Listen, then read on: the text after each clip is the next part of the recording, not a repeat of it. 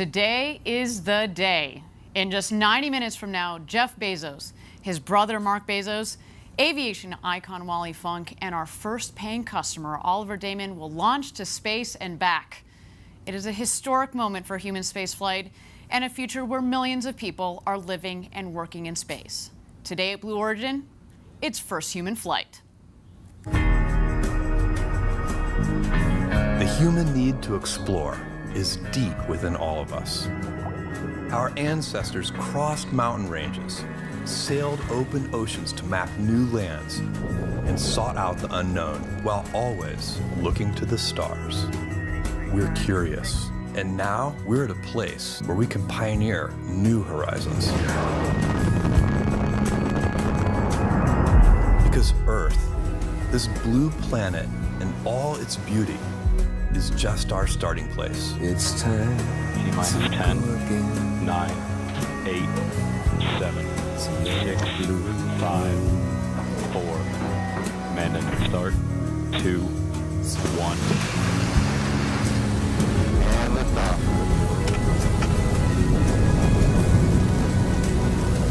Oh yeah, look at her go. 5,000 feet and climbing. Now is the time to open the promise of space to all and lay the way for generations to come. When our descendants look to the stars, perhaps from a rocky moon or colonies floating in open space, they'll remember this time.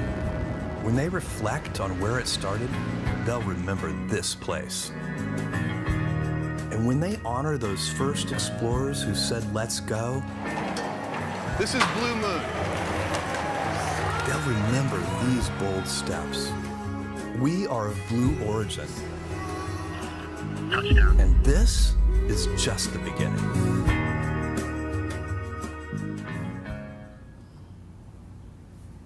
Good morning, everyone. My name is Ariane Cornell, and on behalf of everyone at Blue Origin, I am thrilled to welcome you to first human flight. It's a big day here at Blue Origin. 4 astronauts will launch to space and back on board our New Shepard rocket, which has safely flown 15 successful consecutive missions leading up to today. Today's launch represents a number of firsts. This launch will be the first time a privately funded spaceflight vehicle has launched private citizens to space from a private launch site and private range down here in Texas. It's also a giant first step towards our vision to have millions of people living and working in space. All the accomplishments with New Shepard directly help the development of our orbital vehicle, New Glenn, and our lunar program, Blue Moon. We're a human spaceflight company at our core. And by building a vertical takeoff and landing rocket first, we've been able to scale that technology up. And you might ask, well, why did Blue set out to do this? Because we need to build a road to space, and it all starts right here. We'll talk more about how New Shepard is helping our other programs a little later in the show, but first let's talk about who's on board today. This is our crew. In their flight suits with their first human flight mission patches, they have completed training and they are ready to go this morning. Right in the center, of course, is our founder, Jeff Bezos. He's dreamed of going to space since he was a little boy. Jeff will be seated in seat number 6, right next to the hatch. Jeff invited his brother Mark Bezos to join him on the journey. Mark will be seated in seat number 4. And since there are 2 Bezoses flying today, Mark's call sign is going to be DEMO. That is an acronym for his kids' first names. And the other astronauts' call signs are going to be their last names. You'll hear that, of course, over the radio later today. In seat number 3 in the capsule, Wally Funk. Wally has been trying to get to space her entire life. And today she'll surpass John Glenn, American hero, as the oldest person to reach space at the age of 82. Oliver Damon, occupying seat number 1, will be the youngest person to have traveled to space at just 18 years old. He joins us from the Netherlands. So today we have both the youngest and the oldest people to have ever flown in space. How about that? What a crew do we have for you this morning? Each of our inaugural crew will be receiving an exclusive Omega watch as a gift, which will fly with them on their historic flight to space. And each watch will be engraved with their name, the flight number, and a unique Blue Origin feather on the back, something to remind them of today's mission for years to come. This one, they've donated to me for the day, but sorry, Omega, you may or may not be getting it back. Sorry, not sorry, actually. Now, these soon-to-be astronauts have been down here training for a couple of days now. And the great thing about New Shepard is, since it's autonomous, just about anybody can fly on board. We designed it this way from the very beginning, so the people on board can sit back and enjoy the ride of a lifetime. Let's take a look of some of that training from the last 2 days. This training is meant to get you comfortable with the vehicle, get comfortable and familiar with the sights and the sounds, and learn how to maintain a safe mission. Again, it's autonomous. We're not teaching you how to operate the vehicle, and that's exactly what you're seeing here. You know, I actually recently went through this training, and I gotta say, the training is a lot of fun, very informative, but also, very importantly, you build these bonds with your fellow astronauts, and you create these stories together. Now, my crew of astronauts, A-S-T-R-O, capital N-O-T-S, astronauts, we were the fake crew. We called ourselves the prequel penguins because we were the last rehearsal crew, and we wouldn't be flying. But again, these are the types of stories that you walk away with. And, you know, at the end, after that training, I felt prepared to fly. And when I say prepared to fly, I felt confident in my own abilities to participate and enjoy the flight, but also confident in Blue Origin, the team, and most of all, this big, beautiful rocket that we built with safety at its core. It was a great experience, and obviously one that I highly recommend, but next time, though, I'm not just stopping at the training. I'm getting on top of that rocket. But while we have a moment here, I want to acknowledge the entire Blue Origin team who has made first human flight possible, so many of whom are following along today at watch parties across the country. The biggest one will be at our headquarters in Kent. There they are. It is early. Good morning, guys. They're going nuts already. I love it. I love it. Thank you, Team Blue. You guys are in for an amazing day. Amazing day. I love it. I'm not really a morning person, but you know what? This is a really good excuse to get up. Let me tell you, it's going to be a big day. All right, down here in West Texas, a little earlier today, our astronauts arrived at the Astronaut Training Center. And standing by outside the Astronaut Training Center is our on-the-ground correspondent, Caitlin Dietrich. Good morning, Caitlin. What is the latest? Good morning, Ariane. I'm here in front of the Astronaut Training Center, and I got to tell you, outside here, it is a beautiful day. It could not be nicer for a rocket launch. I'm looking right at the rocket on the pad here. We're all getting a little emotional and pretty excited. And at about T-minus 2 hours down here in West Texas, the astronauts arrived here. They got out of their truck, and they walked into the training center. There was no frowns on any of their faces. Everyone was smiling. The energy was high. Wally Funk was basically skipping into the training center. I think they're going to have a good flight today. And what they're doing inside is just getting suited up with their flight suits. And they're going to do, you know, final kind of mission briefings just to get kind of refresher here in the early morning hours. And then at T-minus 45 minutes, when they get the go to load, they'll walk right out this door, get into this Rivian, and be on their way to space. Thanks, Caitlin. I imagine Wally Funk was more like doing cartwheels into the Astronaut Training Center, and I highly expect her to be doing the same to the Rivian trucks. That woman, her energy is infectious, and she has all the reason to be excited today. As we said, she's been waiting her entire life to get to space.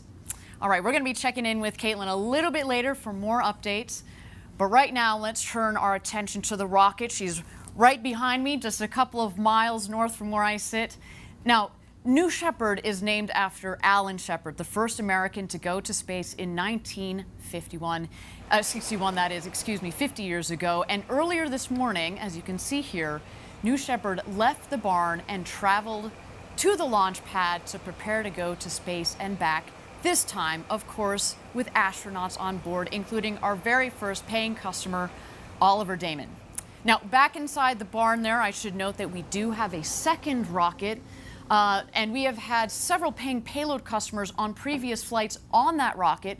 we will continue to fly future payloads on that dedicated rocket for that. The rocket that's over my shoulder here, that rocket will be dedicated to flying astronauts. This flight and going forward for many more to come.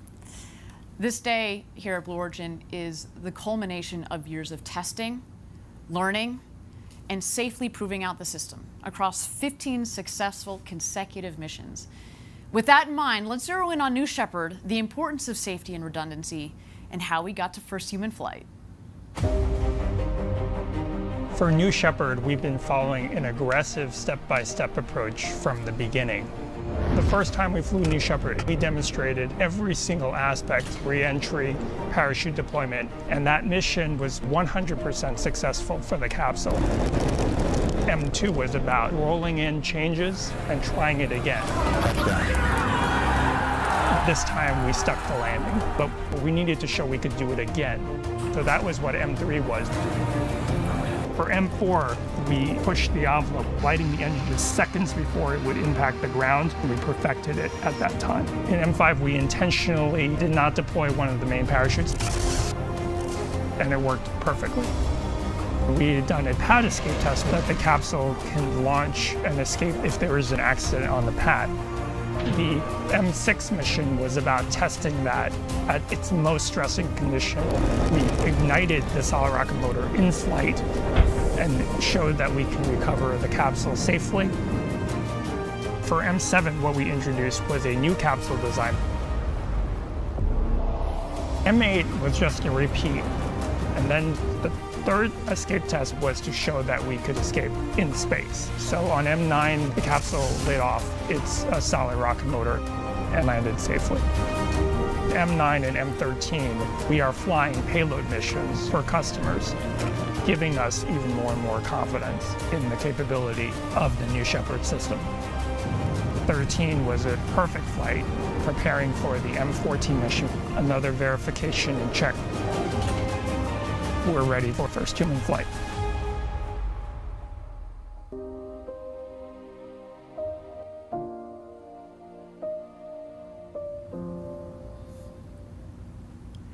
I love hearing from our top engineers, like the architect of New Shepard, Gary Lai, who's joined me here at the desk. Gary's been at Blue Origin for over 15 years and is part of the amazing team that built New Shepard. Gary, welcome. How's it going? How's your day? Anything going on? You got anything on your schedule? Yeah, I'm a little busy. Oh, okay. Okay, fair enough. Why don't we launch a rocket? What do you say? All right, let's do it. Well, while we got a little bit of time, why don't we get into some of this talk about the step-by-step process that's gotten us to today. So we talk at Blue Origin about our motto, Gradatum Ferociter, step-by-step ferociously in Latin.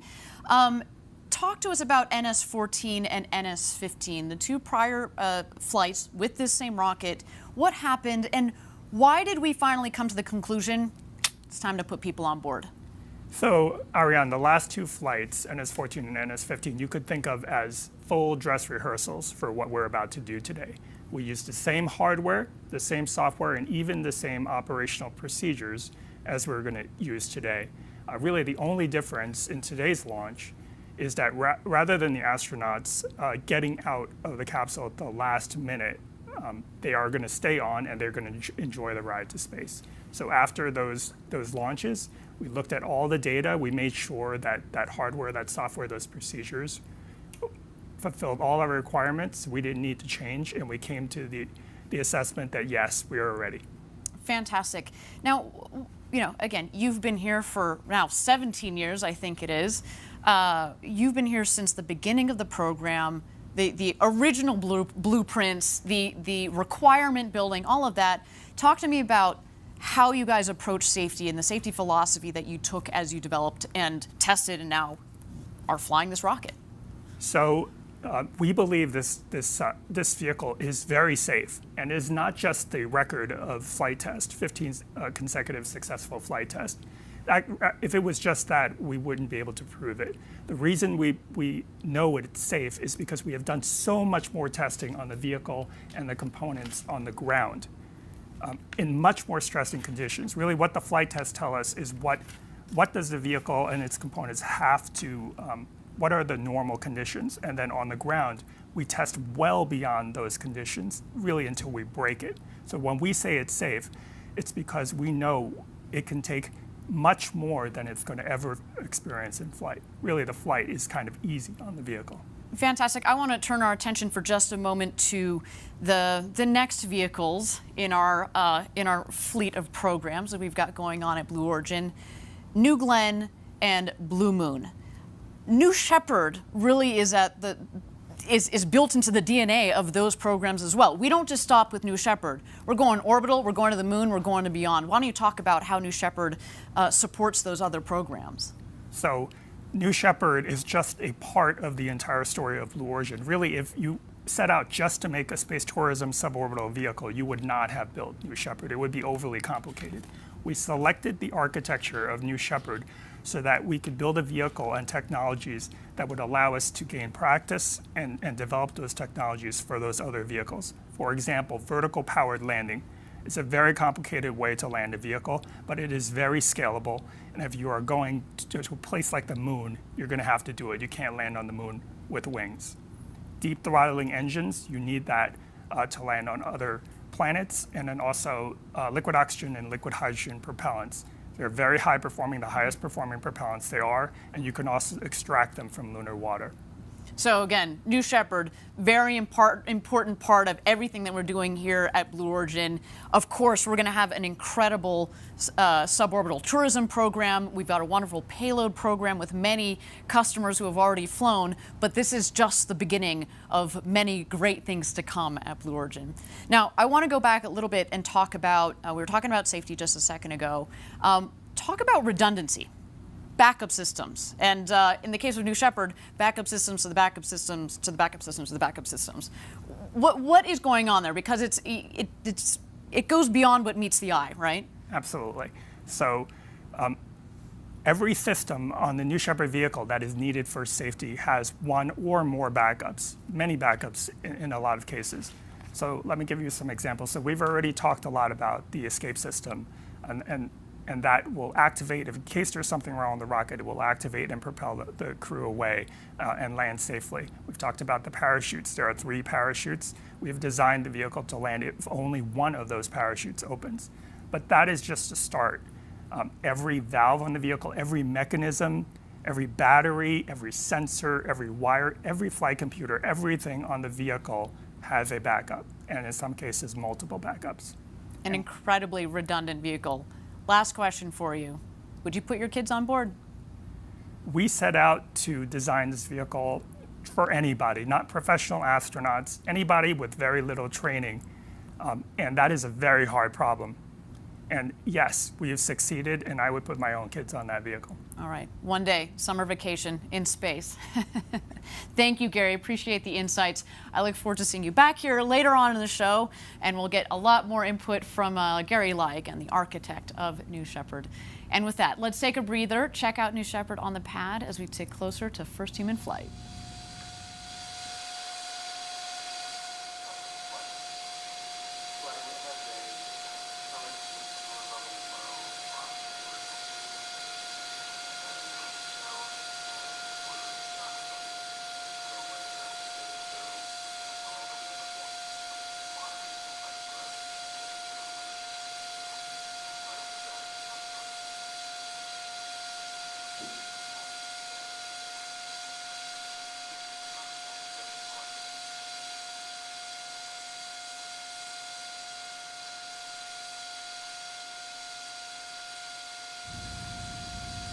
All right, everybody, if you're just joining us, this is Blue Origin's first human flight. We're down here in West Texas coming to you live. We are T-minus 1 hour and 10 minutes to go until Jeff Bezos, Mark Bezos, Wally Funk, and our first customer from the Netherlands, Oliver Damon, rocket to space and back. The excitement is palpable down here at Launch Site 1 in West Texas, but I want to keep things moving for you, so why don't we take a closer look at the aforementioned astronauts, the Bezos brothers, Jeff and Mark. You see the Earth from space, it changes you. It changes your relationship with this planet, with humanity.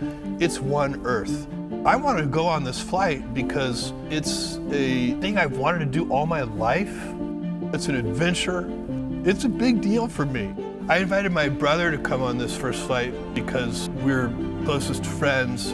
I really want you to come with me. Would you? Are you serious? I am. I think it would be meaningful. Have my brother there. I wasn't even expecting him to say that he was going to be on the first flight. And then when he asked me to go along, I was just awestruck. Seriously? If you're willing, if you want to. God. Yeah. What a remarkable opportunity, not only to have this adventure, but to be able to do it with my best friend. I love you. I love you too.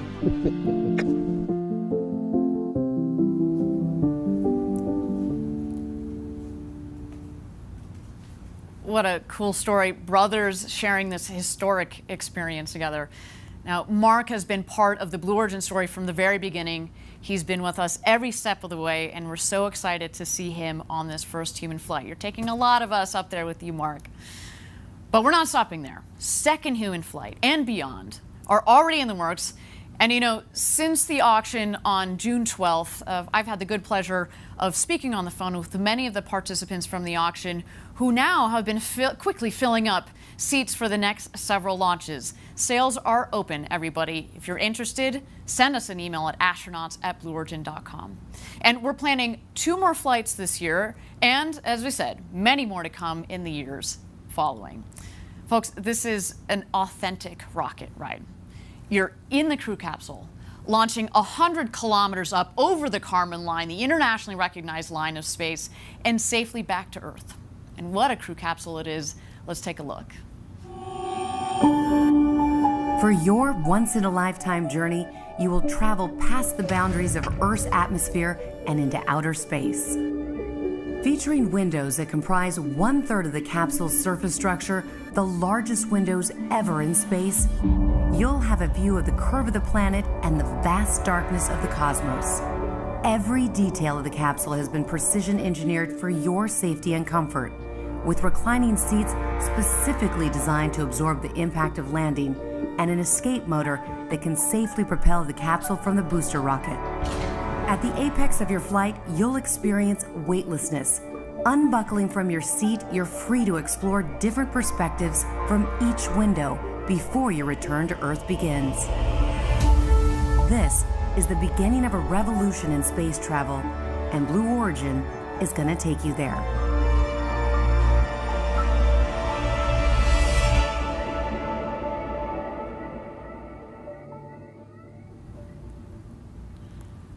So yeah, our crew capsule is pretty sweet, very spacious. I should note that that crew capsule has 10 times the volume that Alan Shepard had on his flight to space. And of course, you notice those big, beautiful windows in comparison to poor Alan, who just had essentially a little porthole to look out of. Our astronauts today are going to get an amazing view. You know, today, as we mentioned, is just the first of many flights to come on New Shepard for that capsule. And let me tell you, as somebody who was at the recent live auction for the very first seat on today's rocket, people want to fly to space. We had nearly 7,600 people from 159 countries registered to bid. Huge global interest. And it was just incredible to be in the room when the winning bid was called at $28 million. All that money went to Blue Origin's Club for the Future. It was truly a stunning day, for which we are extremely grateful and extremely humbled. Now, for those of you that are less familiar with our Club for the Future, you might ask, what is Club? Club for the Future's mission is to inspire younger generations to pursue a career in STEM and to help invent the future of life in space. The Club and its collaborators are doing this in many ways, like sending student postcards to space on New Shepard and back, sending them, posted them, flown in space, of course. They've also been establishing space-focused curricula and providing access to space on Blue Origin rockets. And just last week, Blue Origin decided to spread the love. Blue Origin and Club for the Future announced that these 19 nonprofit organizations you see on your screen here will each receive $1 million from the $28 million. Incredible to see all of that money being used to help get the next generation excited about space. Why don't we take a closer look at Club for the Future, what it is, what it's doing, and where it's going. It's my generation's job to build the road to space so that the future generations can unleash their creativity. And one of the things that we have to do is inspire young people to build the future of life in space. We're from Blue Origin. We are going to be sending some postcards to space. The Club for the Future asks K-12 students to send us postcards with their dreams of the future. Mine says the future is only a tomorrow away because if we build the future, we have to do it a day at a time. That's really poetic. That's really cool. We're going to send those postcards to space in New Shepard. And then we're going to bring them back and mail them back to you. Let's take a look at some of these. These are fantastic. What a great drawing. It's time to verify. Nice. That's beautiful. I'm interested in space medicine and space exploration, so I have a futuristic city with a rocket launching. Thanks for being members of the Club for the Future. The kids I talked to earlier, if they are representative of the current generation, we are in good shape. Big things start small. Let me tell you, the future of space is in very good hands. Guys, we're building the road to space, but the journey on it is going to be yours. And there are a lot of brilliant kids out there, so please keep up the great work, guys. With that, why don't we take a breather, check out New Shepard on the pad as she gets ready for first human flight.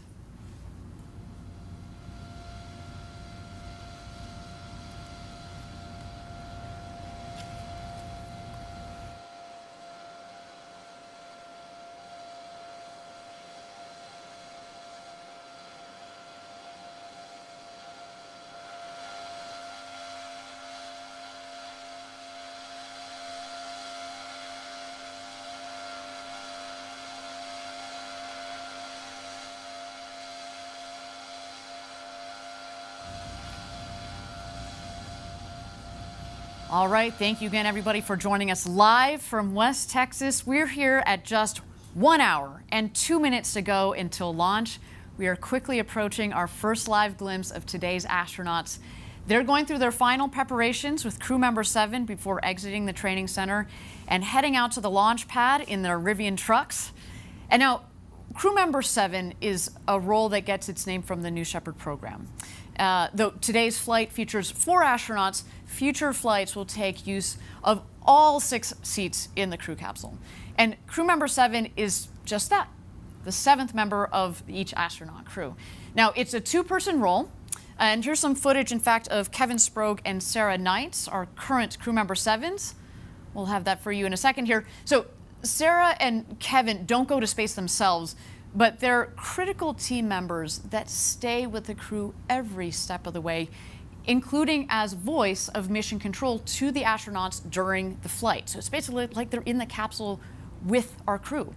And you're going to hear on today's flight Sarah as Capcom, or capsule communicator. And as I mentioned earlier, I've gone through astronaut experience training, and I can tell you the crew member 7 roles are essential. Kevin and Sarah met me, as well as the rest of the crew that I had during training, the evening that we arrived in El Paso, Texas, and we were in great hands, in their incredibly competent hands from the beginning to the end of our journey down here in Texas. So a special thank you to Kevin and Sarah for holding it all together for our astronauts. Now, I want to introduce you to another critical member of our Team Blue, Audrey Powers. In her new role as the Vice President of Mission and Flight Operations, she recently joined us here at the desk for a chat about what it's like to arrive at this very special moment.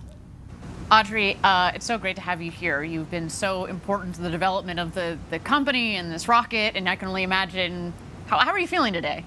I'm feeling very, very excited.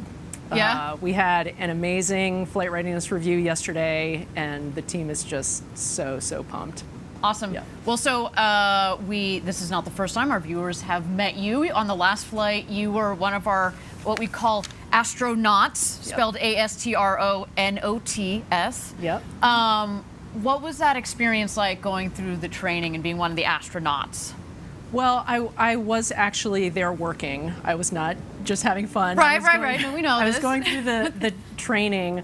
to really see how it had progressed over time. A number of us did a review of the training early on, and I'll say that our training has reached such a really great spot for the astronauts. Our human factors team has provided a lot of input. Our CM7 team has spent so much time really focusing on what is important for them to first safely get through the experience and then just really enjoy their time up there.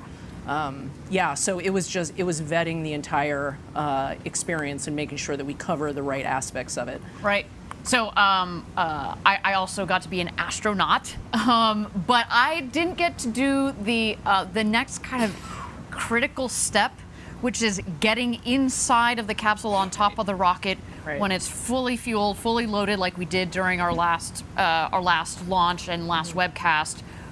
You were one of two. You and Gary Lai went in there. What was that like when you went in there and the hatch was closed? What is that feeling like? Yeah, the entire tower operation of astronaut load was just a very sensory experience. And we walk through the sequence a couple days in advance just to rehearse everything, all of the movements.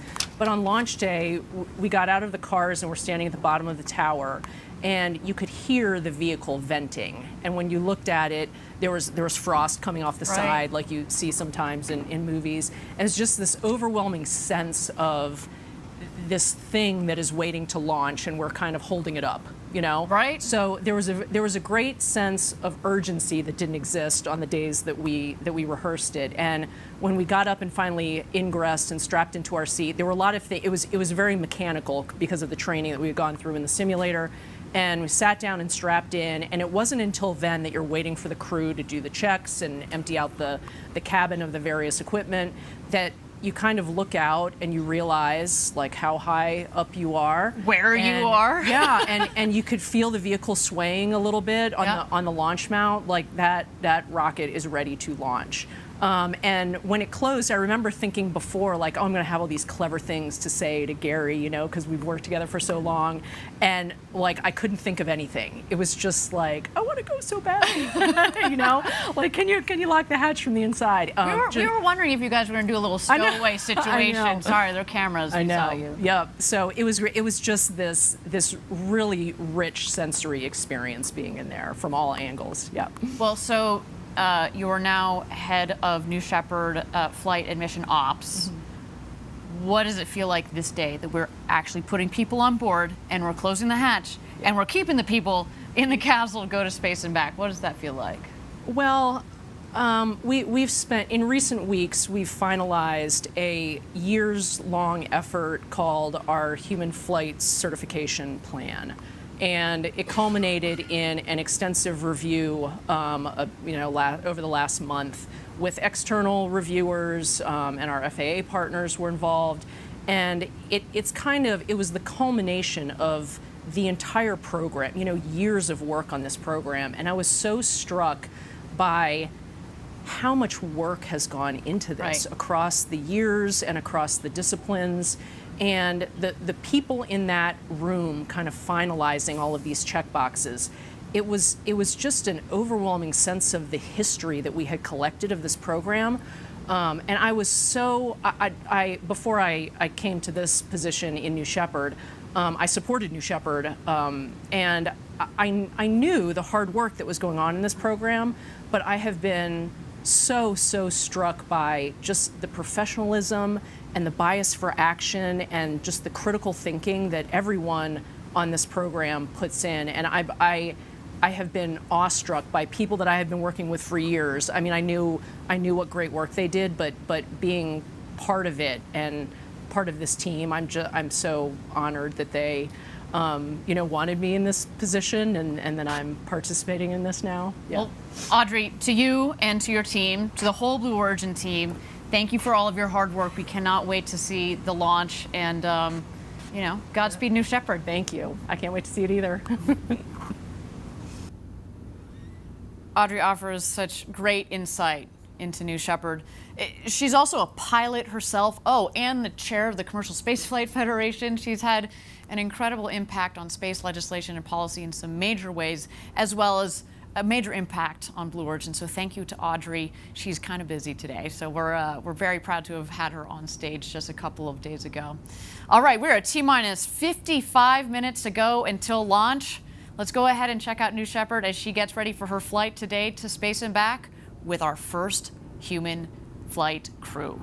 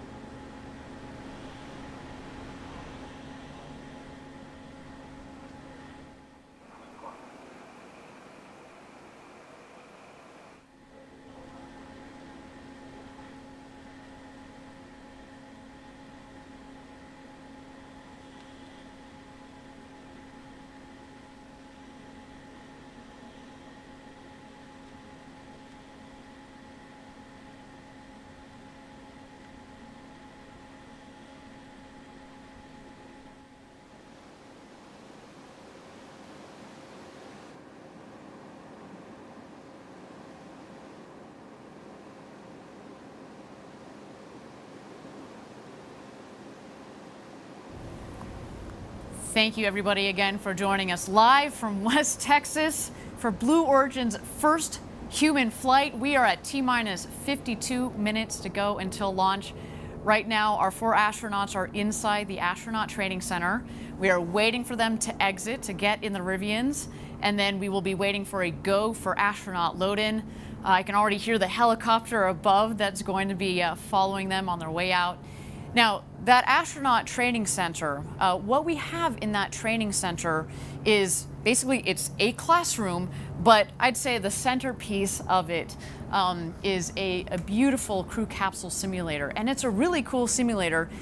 Some of you may have seen in the past, we've had a mock-up that we've been able to take to various events. But the simulator that's in the astronaut training center is kind of a step above, a step beyond, because in it, we are able to simulate the sounds, the vibrations, the full crew screen and alert system that we have for every single seat. And so during the training, you spend a lot of time, of course, understanding, with crew member 7, understanding the general New Shepard system, all of the procedures, ingress, egress, and getting to know the Blue Origin team, but you do spend a lot of time in that crew capsule. And as mentioned, we go through these simulations of the flights and of all sorts of different scenarios so that our astronauts feel comfortable, as we said, so they can sit back and kind of enjoy the ride, enjoy this incredible experience. They've got these huge windows right next to them. We want them to be focused on that view, focused on feeling the G's as they come on. You know, you're in these beautiful, nice, soft, reclined seats that disperse the G's. It's a wonderful experience. And that simulator, we run these scenarios, we've got full audio, we've got full vibration, and it's a really critical component of the training program, let's say. Now, we also, of course, we will take them out to the pad the day before launch. We want them to walk up the crew access tower. You'll see it's hidden a little bit in that shot there on the left there, but that is the safety shelter. So we'll see as the astronauts drive out to the pad itself, they will ascend the stairs, the set of stairs on the left. They'll take kind of a bit of a timeout in the safety shelter. the crew member 7, Kevin Sproul, will go out to the across the bridge there to the tower that's in the center of your screen. He will be working with the tower crew there, make sure everything is set and sorted to go for our astronauts. He will then go back to the safety shelter and get the astronauts and get them ingressed into the capsule. The astronauts right now, though, they are in the astronaut training center. Again, we are waiting for them to emerge shortly here. We are at T-minus 49 minutes to go until launch. Again, they are going to be entering into their Rivian trucks and heading out to the launch pad. This will be our first glimpse of the astronauts. We're going to see those shining smiles of theirs. I'm sure they're trying to contain their excitement. You know, you've got that excited energy that, of course, they are controlling themselves. Although, again, let's be honest, Wally Funk doesn't control her excitement. I'm, as I said, fully expecting her to do full somersaults and cartwheels on her way into the Rivians. And why don't we just wait here for a moment as we wait for those astronauts to emerge.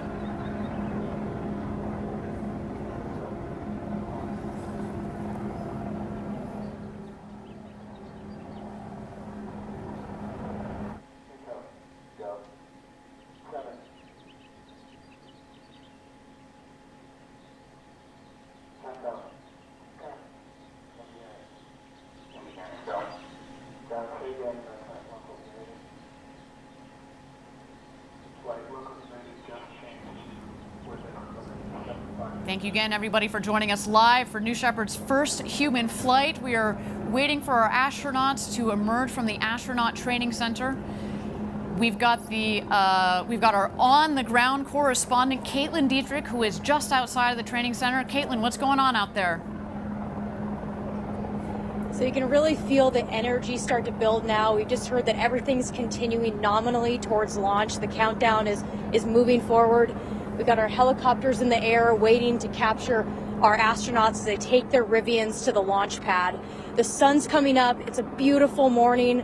Our teams are going to be standing on the road, hooting and hollering as the astronauts drive by on their way to the tower. And I'm starting to get goosebumps over here, and it's a little bit emotional. But we'll be back in just a couple minutes, and we'll watch these Astros as they head out into their truck and on their way to space. Fantastic. Thanks, Caitlin. We'll send it back to Caitlin in a moment here as we wait for those astronauts to emerge from the astronaut training center.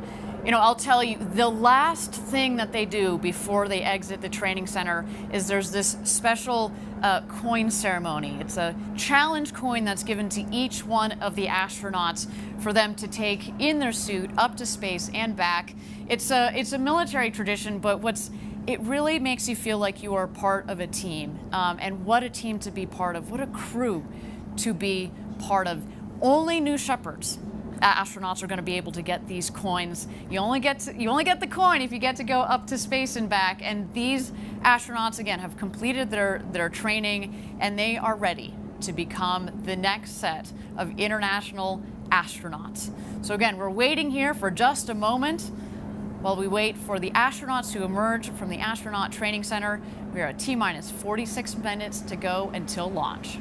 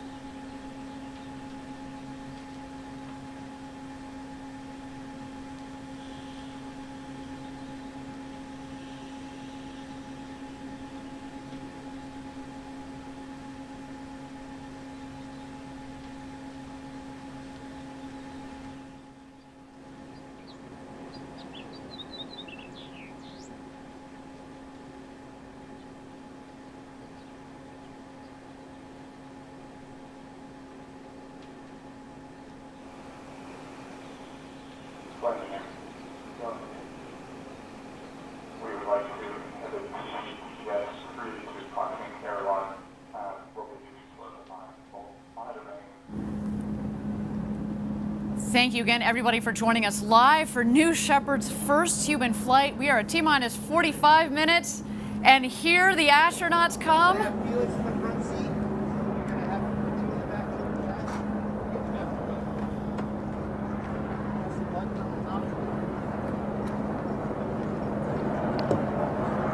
There you see Jeff Bezos in the foreground, Oliver Damon stepping into the Rivian. Crew member 7, Kevin Sprague, there on the right, as well as Wally Funk. What a moment for her.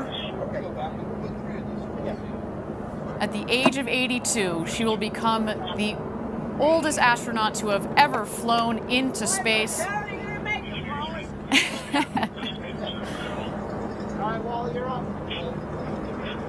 And there she is, loading into the Rivian.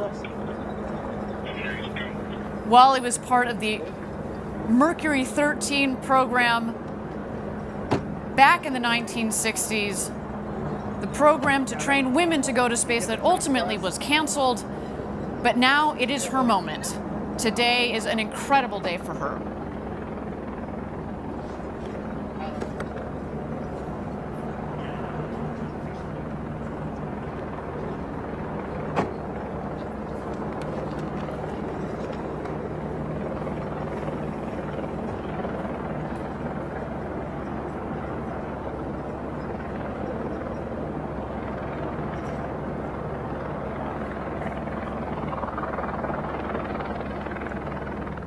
All right, now we're going to be waiting for mission control to get a go for astronaut load out to the pad. That's when the Rivian will start heading out towards the pad. They're actually going to pass right behind me here. I'm certainly going to give them a wave. They then will pass mission control, get some last-minute love from our team there, as well as their families. And then they will head down the road to space to the launch pad. And we'll go for load in. There they go, everybody.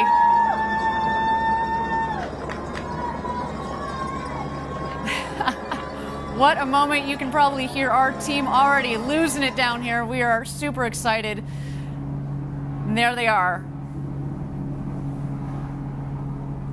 High fives from everybody. What an incredible moment. They're coming over here just behind my right shoulder.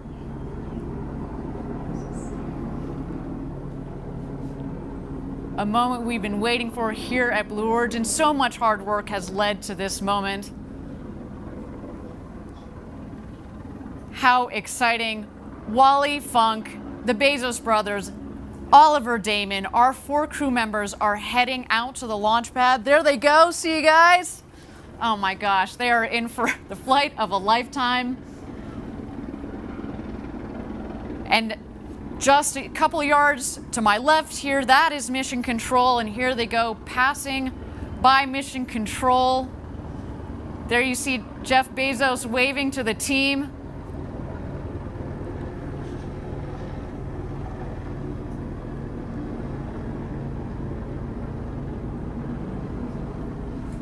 they're going to hang a left there as they head down the road to space. Now, while we watch them travel down that road to space, they've got just a couple of moments. It's a long 2-mile road there. We've got a couple of moments. Why don't we meet aviation icon Wally Funk? You're in zero gravity for 4 minutes. You come back down. We land gently on the desert surface. We open the hatch and you step outside. What's the first thing you say? I will say, honey, that was the best thing that ever happened to me. I'll give you a hug. I've been flying forever, and I have 19,600 flying hours. I have taught over 3,000 people to fly, private, commercial, instrument, flight engineer, airline transport, gliding, everything that the FAA has, I've got the license for. And I can outrun you. Back in the 60s, I was in the Mercury 13 program. They asked me, do you want to be an astronaut? I said, yes. They told me that I had done better and completed the work faster than any of the guys. So I got a hold of NASA 4 times. I said, I want to become an astronaut, but nobody would take me. I didn't think that I would ever get to go up. Nothing has ever gotten in my way. They said, Wally, you're a girl, you can't do that. I said, guess what? Doesn't matter what you are. You can still do it if you want to do it. And I like to do things that nobody has ever done. We're going to fly you up into space on the very first flight. That's your I can't tell people that are watching how fabulous I feel to have been picked by Blue Origin to go on this trip. You're going to be an astronaut. Oh, finally! And I'll love every second of it. Woo! Ha ha! I can hardly wait.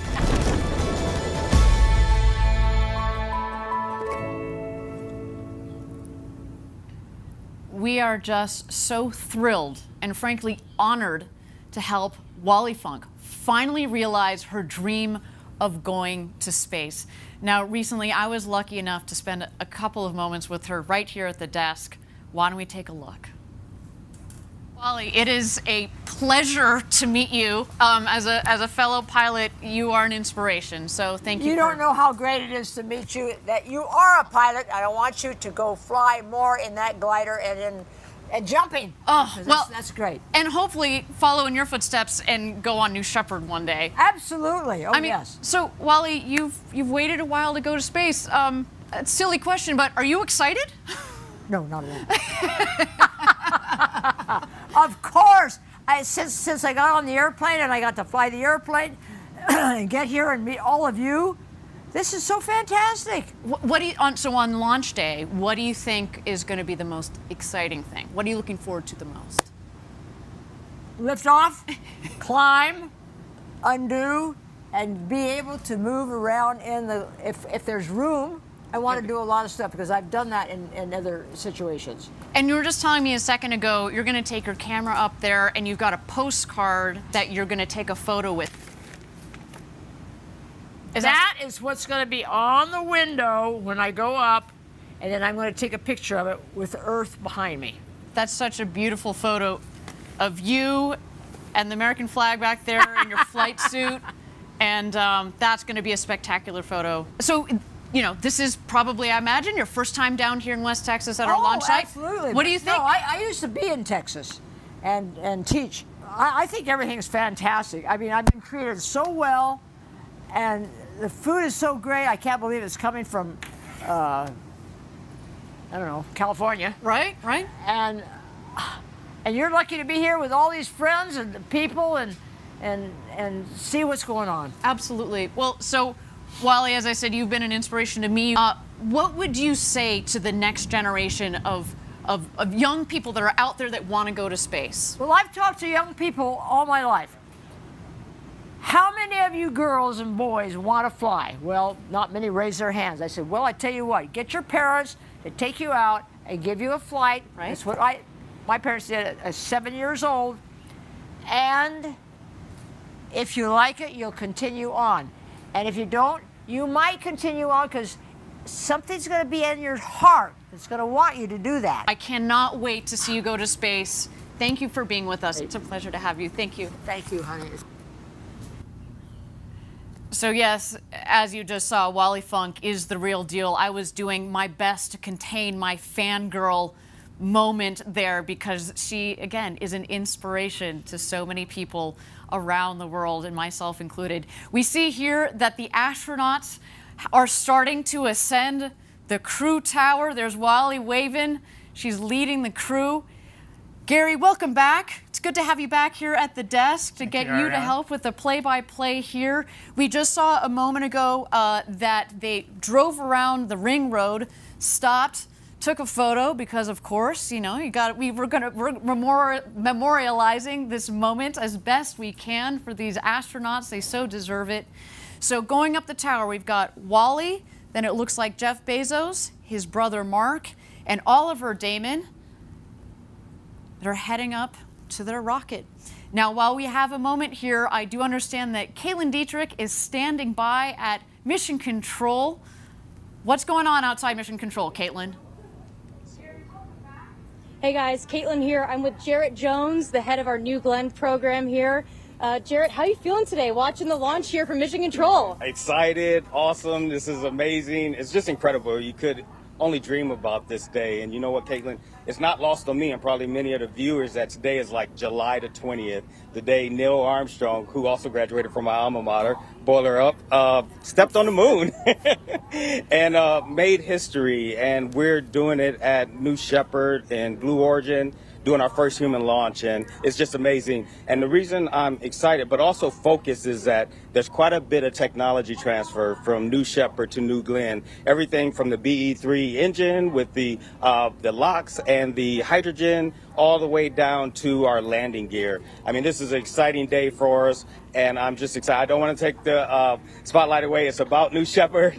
And I'm just very proud of this team and then Blue Origin as a whole. I mean, just amazing day, Caitlin. Well, we like to say that New Shepard is basically the second stage of New Glenn. So you're kind of seeing the second stage fly here today. Absolutely, absolutely. New Shepard was built and designed for scalability, and we took advantage of it in New Glenn. So it's amazing feat that we're doing, and just proud to be here. Just glad to be here, Caitlin. So smart. It's the epitome of our step-by-step approach, as you hear us say. And I want to pan back to Mission Control. We've got a lot of our team here on the porch here. Hey, guys! Woohoo!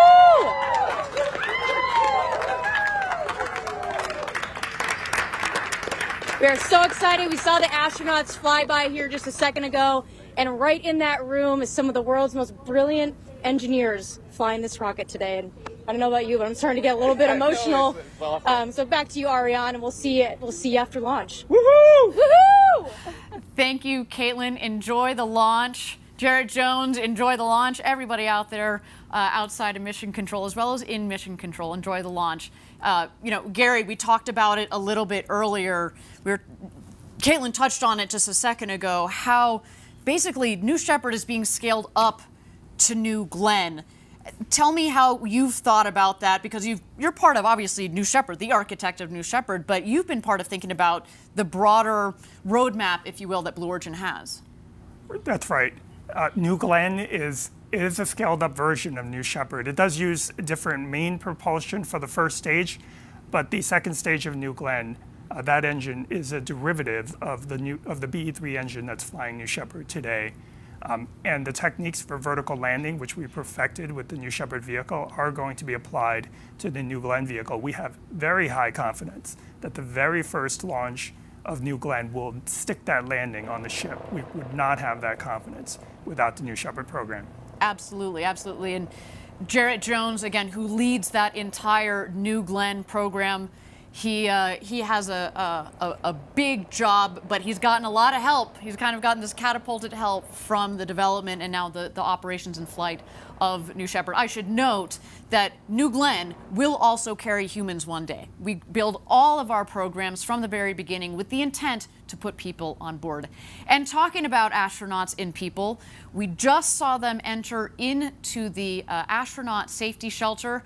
I would like to highlight one thing, which is, Wally was saying that she could outrun you. she was the first up those stairs and first in the astronaut shelter. So she, no lie, that Wally Funk, she's got quite a bit of energy. You know, people, she's 82. But I'm convinced every time I read that it's a typo, that she's actually 28, because, again, that woman. All right, Gary, why don't you tell us a little bit about what's happening in the shelter? Because we should remind our viewers that on the last flight that we had, we basically did a full-up rehearsal of what we're doing right now. You were part of that astronaut crew that we had. What happens in the shelter? So the shelter has two main functions. It's a shelter in case of some kind of emergency. If they need to evacuate the capsule very quickly, they can go across the bridge only about 75 feet and be in this shelter very fast. It is fireproof. It can handle a whole set of anomalies that might happen with the rocket.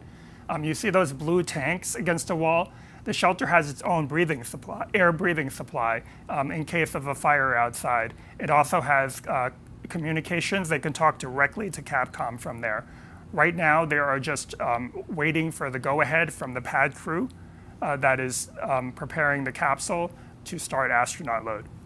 Fantastic. And you see there in the foreground in the black suit, that is Kevin Sprague, our crew member 7, as well as Wally Funk seated on the left, soon to become the oldest person to have ever flown in space. Then, going clockwise here, Oliver Damon, soon to be the youngest person to have ever flown in space at the age of 18. He comes to us from the Netherlands. A special shout out to our international viewers, especially those in the Netherlands. Hello, everybody. You should be very proud of your countrymen there. Then we have, of course, Mark Bezos, brother to Jeff Bezos, our founder, in the cowboy hat. He is a true Texan at heart. You know, we call it the ranch down here. We like to incorporate that into a lot of what we do and the spirit that we have down here at our launch site 1. All right, they are leaving the astronaut safety shelter here. Let's watch as they prepare to cross the bridge.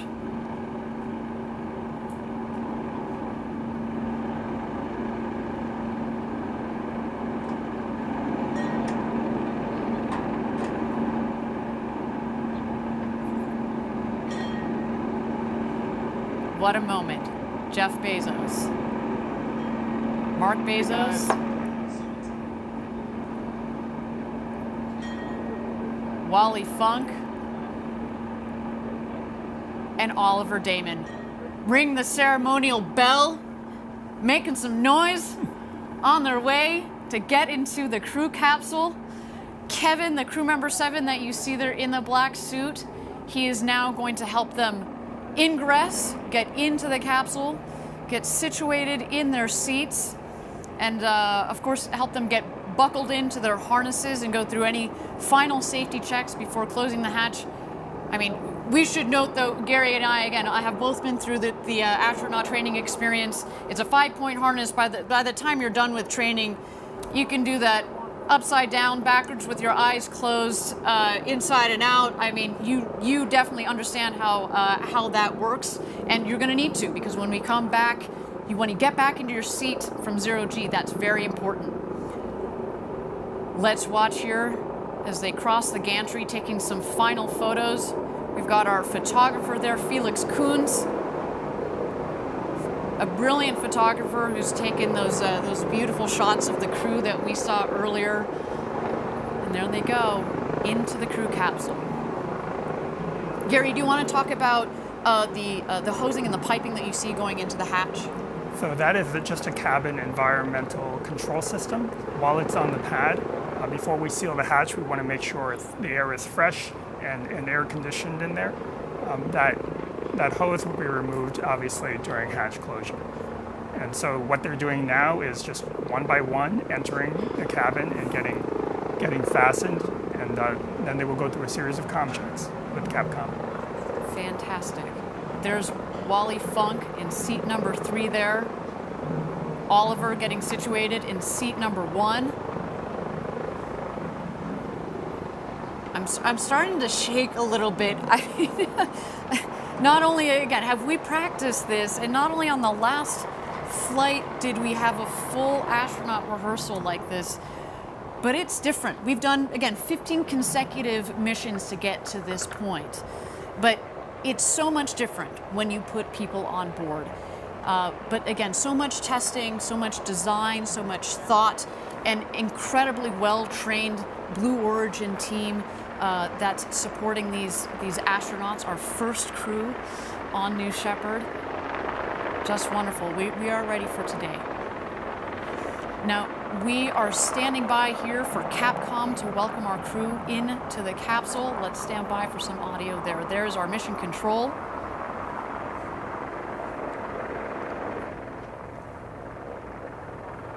And Sarah Knights.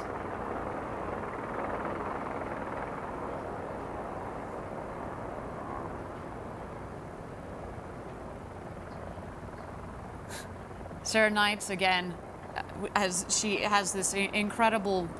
I have you loud and clear, 7. How me?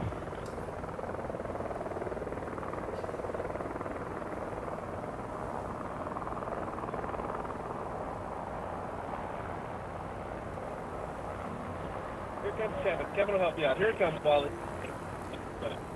I can see it's jammed in there. Don't keep pulling on it. Don't come get it.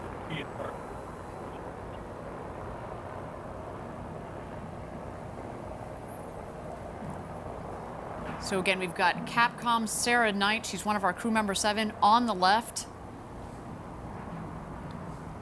Our 4 astronauts are loaded into the capsule.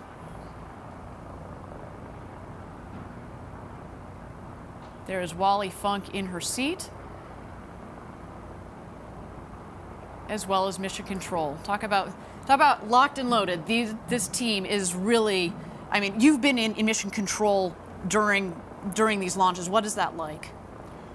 So at this point in the procedure, everybody is incredibly focused. They're true professionals. They are looking at the data, they're following procedures. There's really no distraction.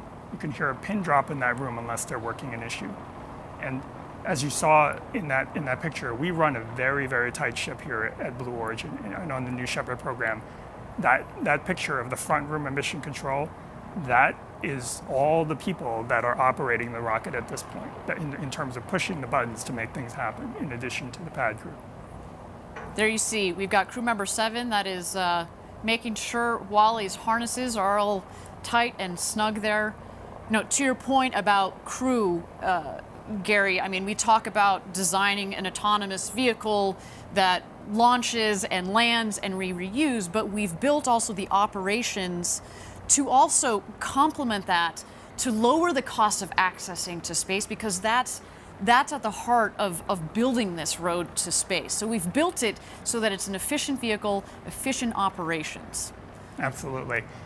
So in addition to that front room, which is really just a half a dozen people and some backups to relieve them in case they need a break, there is an engineering back room right behind that room. It's the size of a small conference room, really, and it consists of engineers that are there just in case there's an anomaly that needs investigation. Mm-hmm. But you can actually see it through those back windows. That's it. That is all that is needed to launch New Shepard. We have some support staff on call in Washington State in case of an anomaly, but for the most part, that's it. And we architected it that way. So look, oh, we got catch. Did you say catch Wally? She was waving at you, Gary. Oh, and is that? I think that's the postcard that she promised everybody she was going to be bringing up to space with her. So not only is the crew ready, but we've got the props ready. We've got the photo shoot all set up.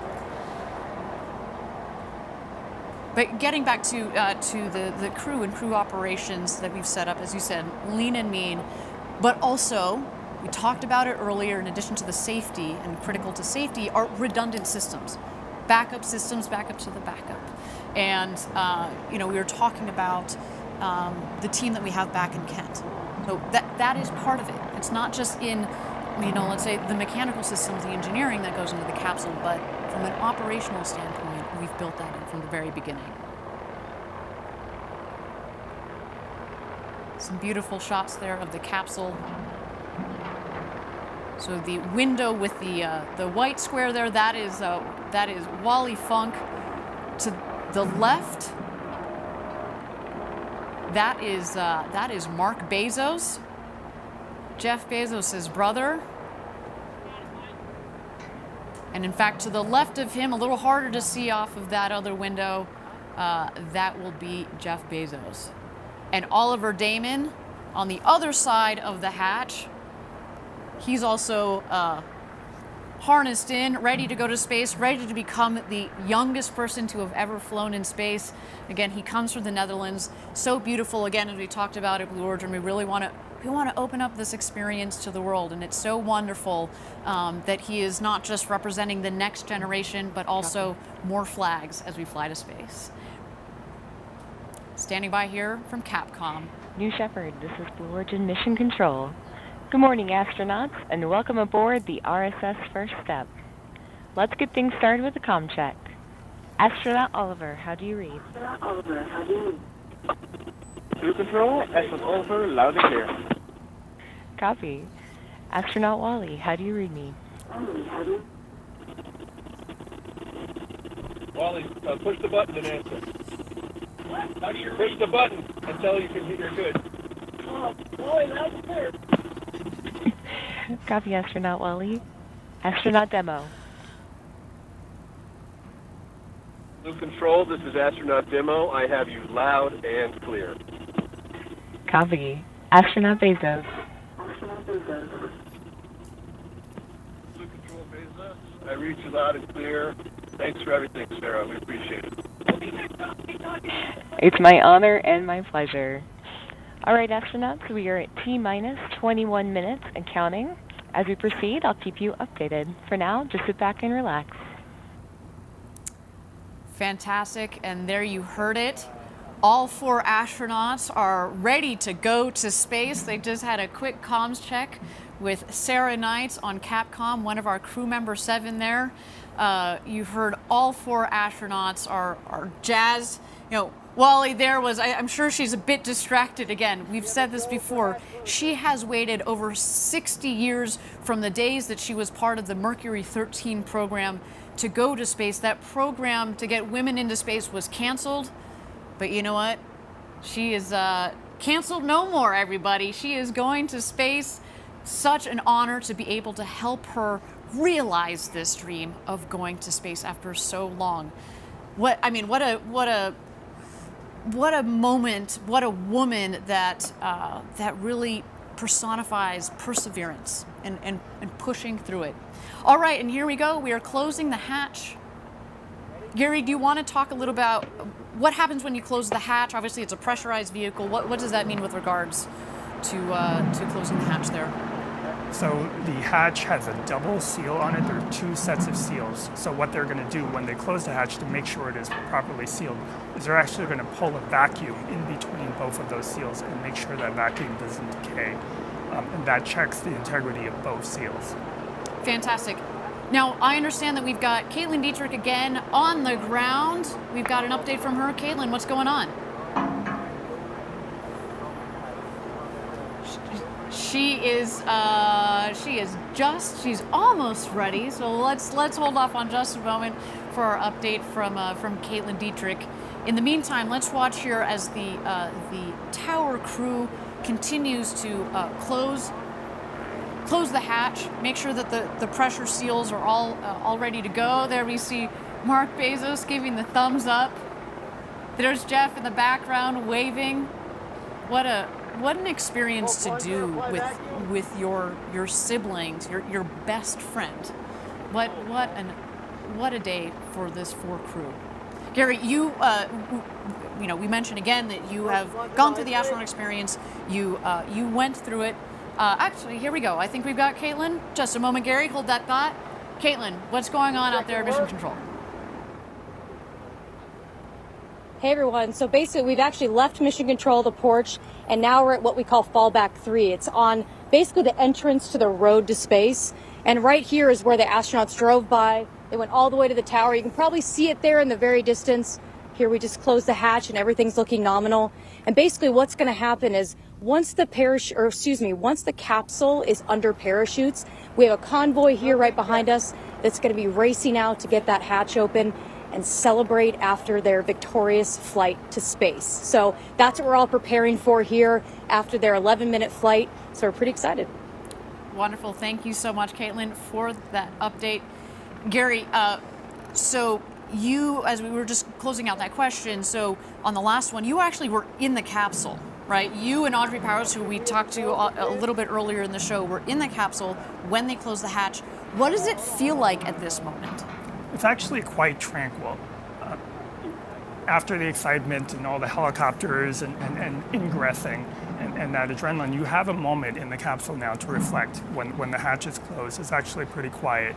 You've got hearing protection in just in case. You can still hear Capcom, but you have a moment to reflect. The fact that you're seated, reclined in a seat next to a window, directly next to a window that is so big, you can just turn your head and feel like you're floating right on the edge of the rocket. And then we've designed it that way so that when you're actually in space, you don't have to turn your head. You can look right out and have the sensation of actually being outside.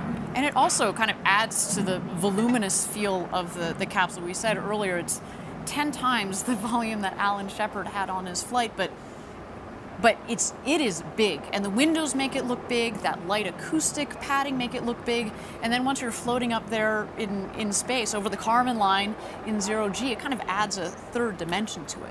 Yes, we wanted that spaciousness, we wanted that sensation of floating. Really, if we were able to do it, we would have made the entire capsule transparent. That is kind of a cool idea. Is that for the next iteration? You working on that? Is that in secret? All right, we're not going to release that information on our webcast, but stay tuned, everybody. All right, we're going to toss it back to Capcom. I understand that we've got a special message from Christina Bezos, sister to Jeff and Mark Bezos.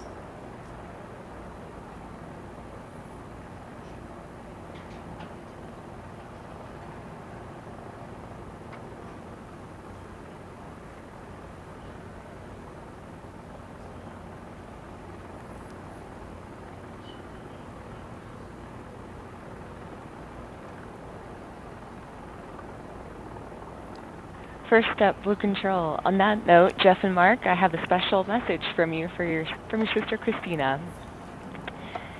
Steve and I are so excited for this monumental launch. Jeff, this is something you've dreamed of your whole life, and your passion for space is infectious. Mark, you're the best champion when it comes to encouraging us in our adventures. As you buckle in, I'm reminded of when Jeff was Captain Kirk, Mark, you were Sulu, and I took the role of Lieutenant Uhura. We would battle Klingons while firing torpedoes, all the while dodging in and out of traffic and praying that we make it to our destination safely. Mark, be prepared to fire those torpedoes if ordered to do so. Now hurry up and get your asses back down here so I can give you a huge hug. We love you, and Godspeed, New Shepard.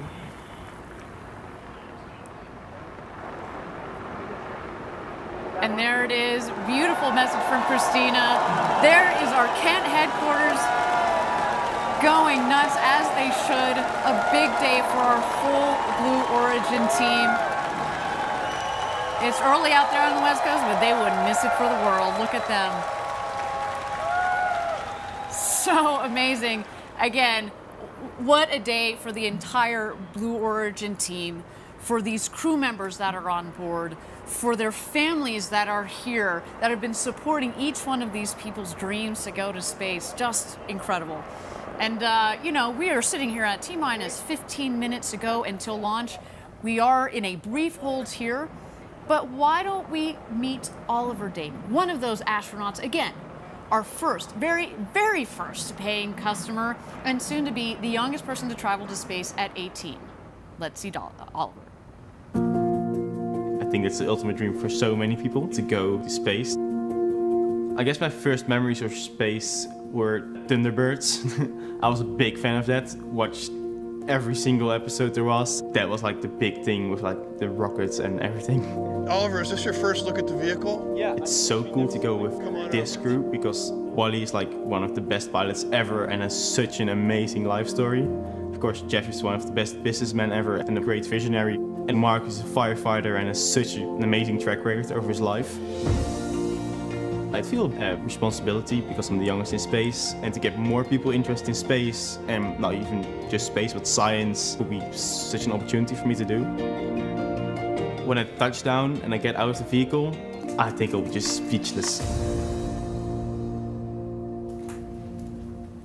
Now, Oliver also has his pilot's license and will be studying physics in college.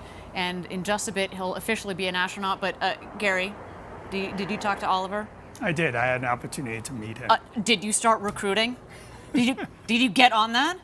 What are you doing sitting here? Come on, man. We were like that guy. Not only is he going to study physics, but also innovation. So we can only imagine what is in store for Oliver in the years to come. But I can tell you what is in store for him in the next couple of minutes here. He is going to go to space, over the Kármán line, up 100 kilometers up the internationally recognized line of space, and he is going to come back a freshly minted astronaut. Cannot wait for that. Now, we are at T-minus 15 minutes to go until launch. We are in a brief hold here. And while we're in a hold, why don't we turn it over to New Shepard and watch the rocket as she gets ready to take these 4 astronauts to space and back.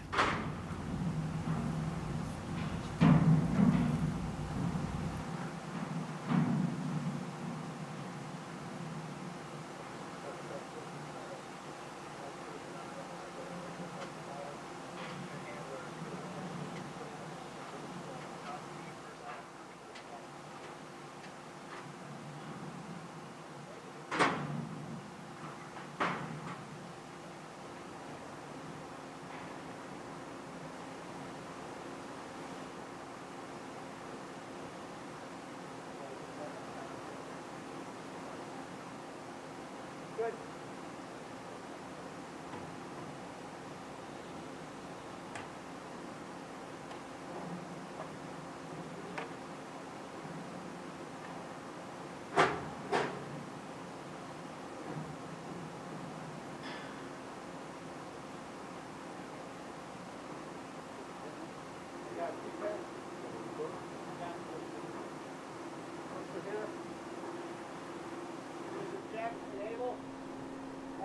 Checked off. We're not fucking this up today.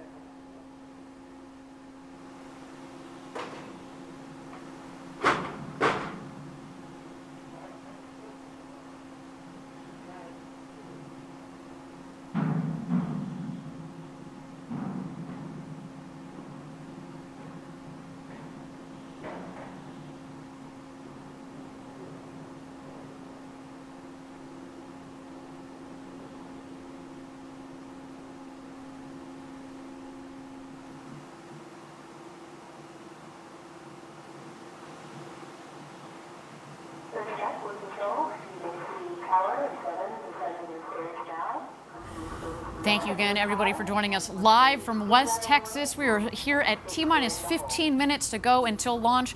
We are in a brief hold. We've got our astronauts that are loaded into the capsule. You saw there just a moment ago, we had Oliver Damon on the left, in the left window. To the right of the hatch is our founder, Jeff Bezos. Coming around him is Mark Bezos, and on the opposite side of the capsule is Wally Funk. And again, we're just here in a brief hold, but while we have a moment, let's throw it back to the pad and catch out some of those shots of our astronauts as they get ready for their flight to space and back this morning.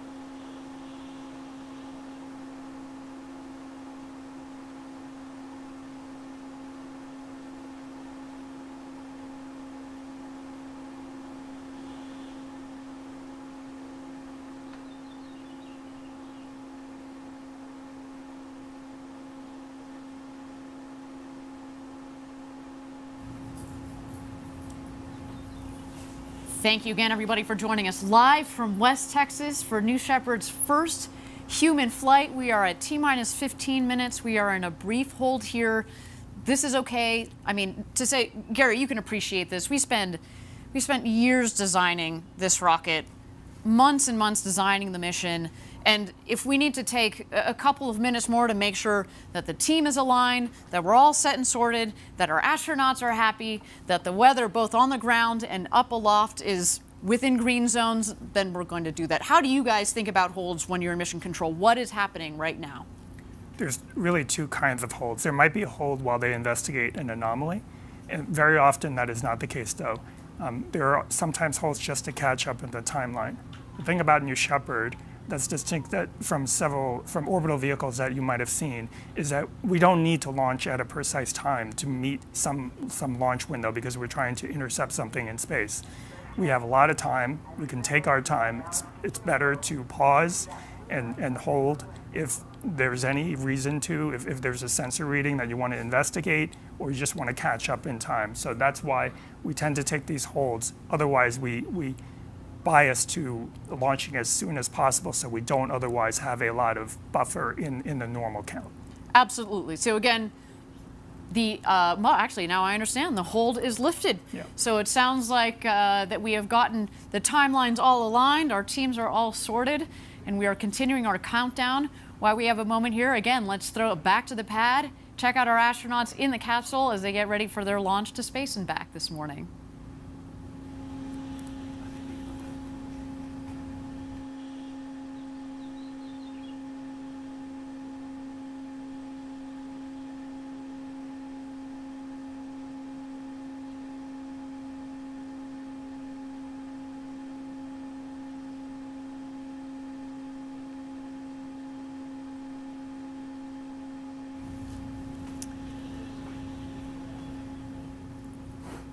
All right, everybody, we are at T-minus 14 minutes and 5 seconds to go until launch here.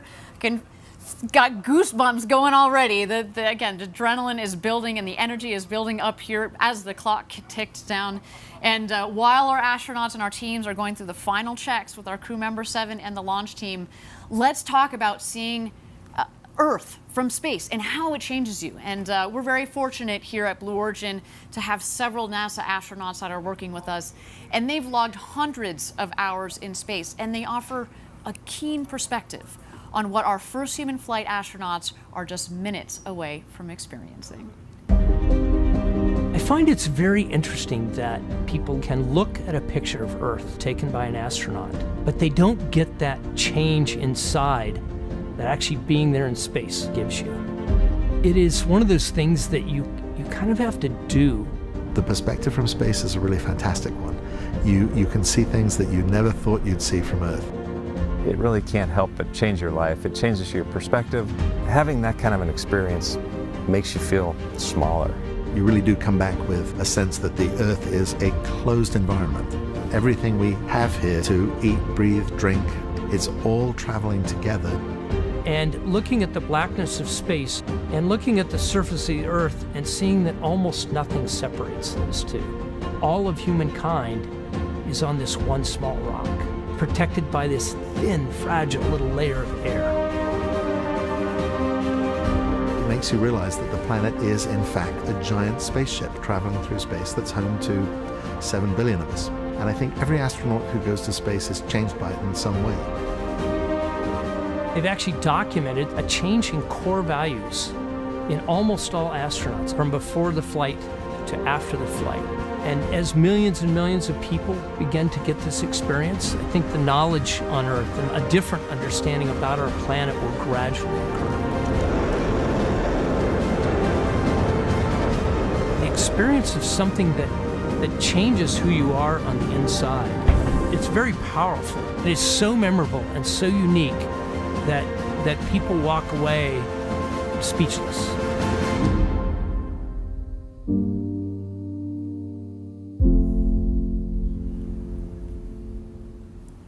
Incredible stuff. I hope one day I get to experience that, and I know obviously the 4 people that are on top of that rocket are about to do that. Gary, do you want to talk to us a little bit about today's flight profile, how they're getting up to space over the Kármán line and back home down here to West Texas?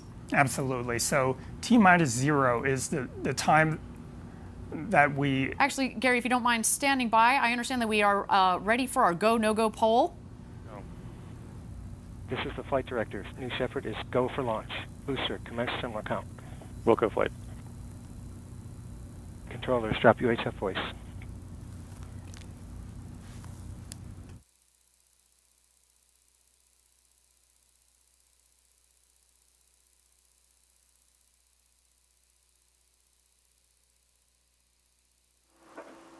Enabling onboard power.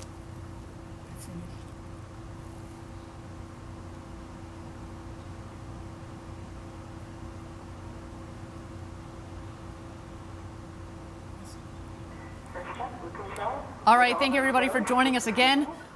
Sorry about that. So we got so caught up in the flight profile and the perspectives from our NASA astronauts.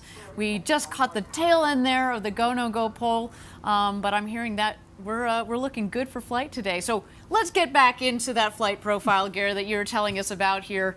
Again, how are they getting up to space, over the Kármán line, the internationally recognized line of space, and then back down here to Earth in West Texas? Okay, so T-0 is actually not the point of liftoff. It's when we send the command to start the engine. It lifts off about 7 seconds later.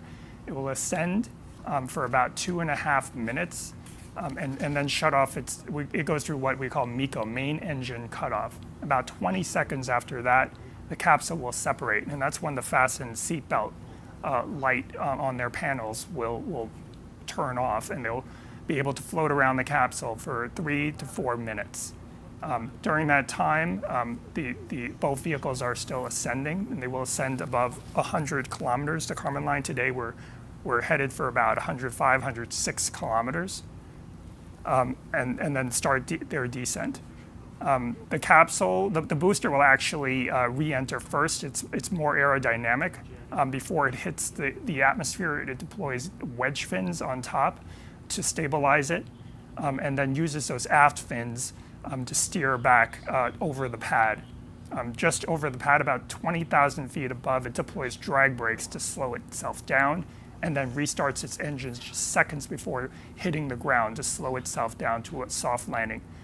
The landing legs will come out just seconds before landing. It might do 1 or 2 maneuvers to make sure that it's over that pad, and then it will touch down softly. Meanwhile, the capsule will continue its flight. The astronauts will strap back in before hitting the atmosphere, get back in their seats. There'll be thrusters that will stabilize the capsule just to prevent it from rocking too much, and then parachutes will deploy about 10,000 feet above the ground. First drogues will fire, and those will extract the mains. And then finally, a landing will occur on a cushion of air, which will fire just about 6 feet off the ground.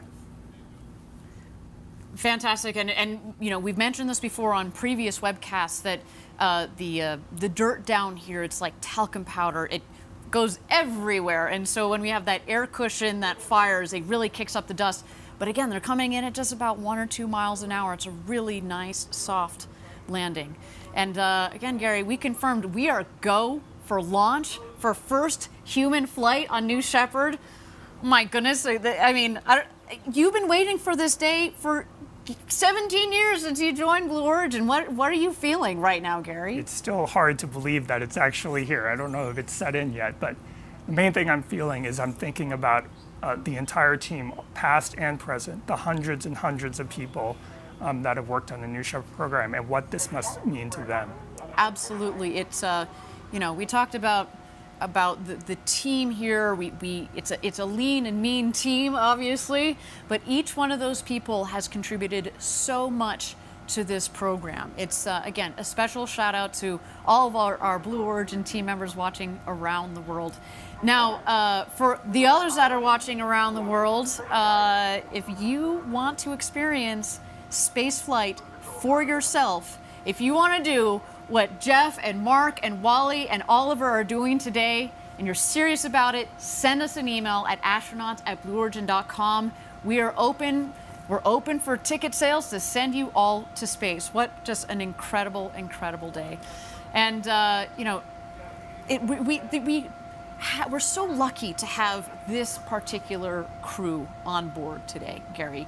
And I feel like, you know, not only do we have this beautiful story about the Bezos brothers that are going up, and Wally and Oliver, soon to be the oldest and the youngest astronauts who have ever flown into space. Oliver, that's representing our international friends out there, taking the Dutch flag to space, you know, and then again, Wally, who has been thinking about going to space, well, her entire life, but certainly since the 1960s, and she was part of that program that got canceled, and she just kept, you know, fighting until recently we said, hey, Wally, why don't you join us for this first crew? And I can only imagine our future customers that are going to go on board. They're going to represent the world. They're going to represent many different backgrounds, and we certainly look forward to that. As we mentioned, we're going to have 2 more flights in 2021 for a total of 3, and again, many more to come in the future. And that is just fantastic. And I can imagine, again, as you were building the system, Gary, as you were thinking about, okay, this is not just a 1 or 2 flight, you know, operation with New Shepard. You've built it for a long-term program. We've built it to continue indefinitely and to take hundreds and hundreds of astronauts in the future. We hope to be into the thousands soon. And just think about that, right? There have only been about 560, 570 people that have ever been over the Kármán line, up 100 kilometers up over the internationally recognized line of space. And today we're going to add 4 more to that list, which is so cool. Yes, and someday in the near future, we will be over 570 just on the New Shepard program. Can you imagine? Are you going to go up? Absolutely. You going to go up with me? Sure. You in, man? All right. Awesome. Okay, we are T-minus 4 minutes and 20 seconds to go until launch. What an incredible moment. Let's check out New Shepard on the pad here. We are awaiting the rocket is going to go into some last-minute checks on the vehicle. At T-minus 2 minutes is when the vehicle, we throw the show over to her. It's all on her. It's an autonomous vehicle. But Gary, do you want to talk to us about what are some of those last-minute checks that the vehicle is going through, and that we're going to see especially on our screen? Right. So as you mentioned, the last 2 minutes are auto sequence, and that is executed entirely by the vehicle itself through an automated checklist. You'll see a couple of things. There will be things that you don't see, such as sensor checks, pressure checks on the tanks, radio checks. All hundreds and hundreds of different checks will be stepped through in this checklist. But what you will see is the hydraulic system spooling up, which will wiggle the engine gimbal as well as the aft fins. They're not only wiggling those surfaces, but they're making sure that there's no stiction and they travel smoothly. Fantastic. And again, we are waiting to see that. You'll be able to see, as Gary said, you don't get to see all of those last-minute checks, but we certainly get to see the aft fins. As Gary mentioned, those are the fins at the base of the vehicle. There are 4 of those. Obviously, they help direct the rocket both up and down. And then the engine will gimbal. That is our BE3 engine, the Blue Engine 3, 110,000 pounds of thrust. Liquid oxygen and liquid hydrogen are what are the propellants in the engine.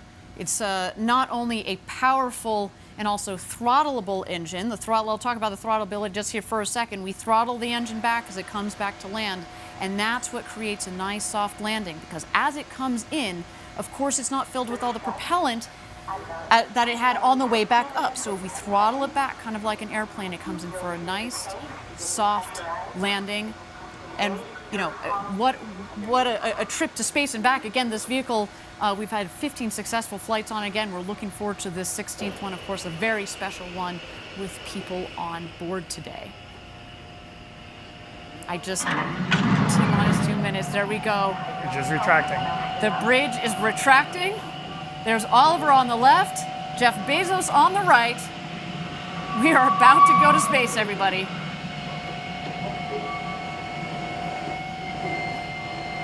We are in auto sequence.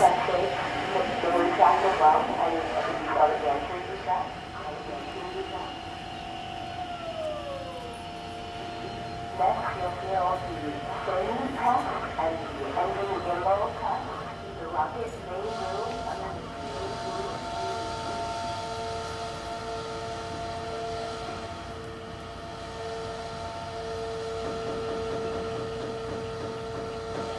Ariane, when that engine gimbal check occurs and that engine swings, they should actually be able to feel it in the cabin because it'll sway the stack back and forth.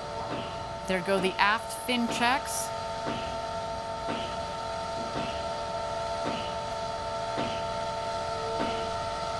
There you see the engine gimbal check just peeking out at the base of the rocket.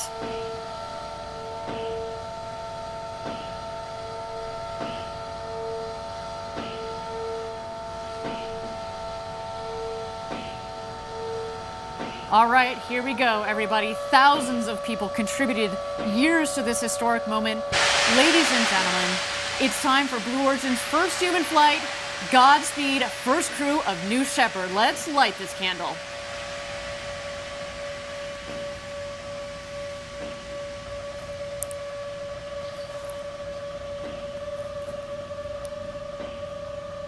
T-minus 16, guidance internal. T-minus 10, 9, 8, 7, 6, 5, 4. Command engine start. 2, 1. Ignition.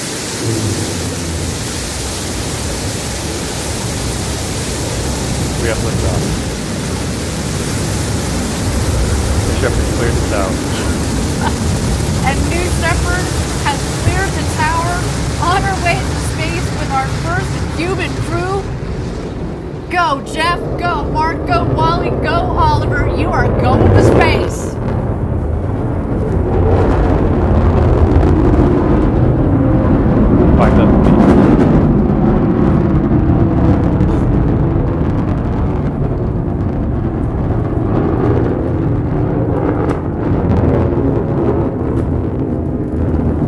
Oh my goodness, listen to the roar of the BE-3 engine. We are just about to pass through max Q, maximum dynamic pressure. That was when the stresses on the vehicle are at their maximum. Max Q. Max Q is confirmed. Beautiful burn on that BE-3 engine. Liquid hydrogen. Mach 1. And liquid oxygen as the propellant. It's a nice, not just clean in terms of beautifully performing, but what comes out of it, it's steam, right? Whew. To see the glow of the engine underneath the rocket, just under our shoulders, and to know that we've got a crew that is going to space, it just feels different, doesn't it, Gary? It is totally different. All right, you can follow along, of course, the speedometer in the bottom left, the altimeter in the middle of the screen there. So far appears to be a nominal flight.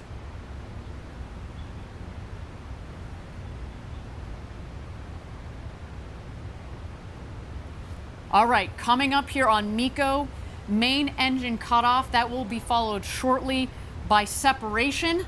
And at that point, after separation, we're gonna let the astronauts unbuckle and take in the freedoms of zero G. There is MECO, main engine cutoff.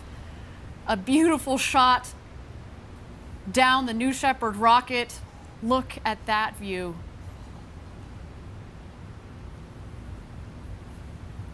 Unreal. Awaiting separation here.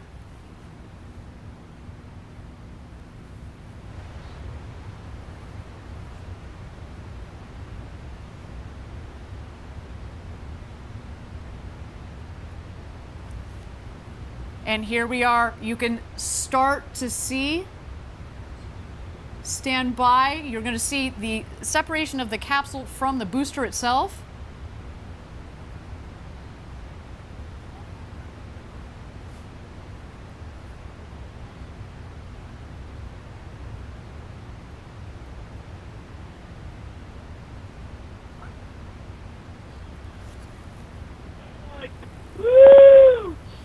Oh, wow. He does change you. Oh, so you have to look out the window. Holy kid God. Oh, wow. Don't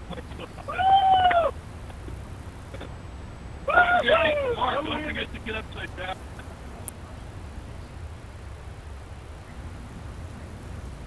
And there we go. Our astronauts have passed the Kármán line at about 328,000 feet, continuing their ascent.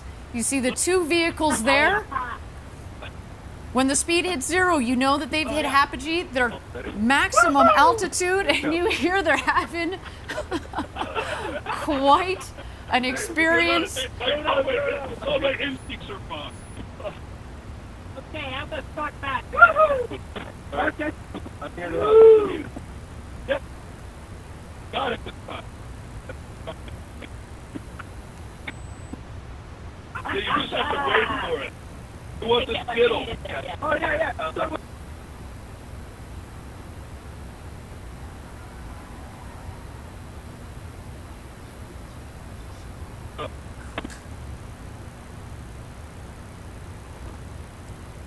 Yeah! Well done! Here, toss it. 1 minute warning. 1 minute warning. Go! Oh, sorry. Hit try again. Awesome! Oh, so good. Here, yep. Get that one? Got it. Now you just have to work on this show. Let's see if I can see the boost. Yeah. A little bit. I cannot. Oh, wow. You got to take a moment to do that. Okay, get in. We got to get in.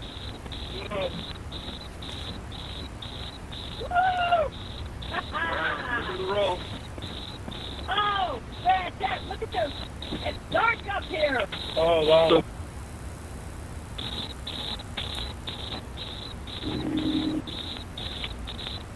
2,000 miles an hour. Everybody in? First step, status check. Astronaut Oliver. Oh, my word. Oh, wow. Let's go more. Oliver, status check. Oh, sorry. Blue Control, Oliver, status perfect. Green Copy, Astronaut Wally. Wally. Blue Control, Wally is green Copy, Astronaut Demo. Astronaut demo, reply free. Copy, Astronaut Bezos.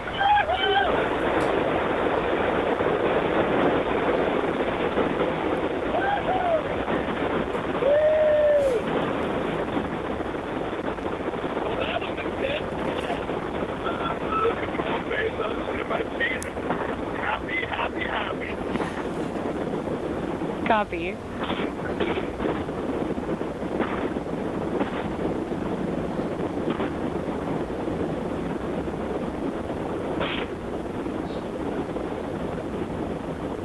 Thank you again, everybody, for joining us live for our first human flight on New Shepard. So far, a nominal flight. Our booster is about to return to its landing pad. There we see engine relights. The sonic boom.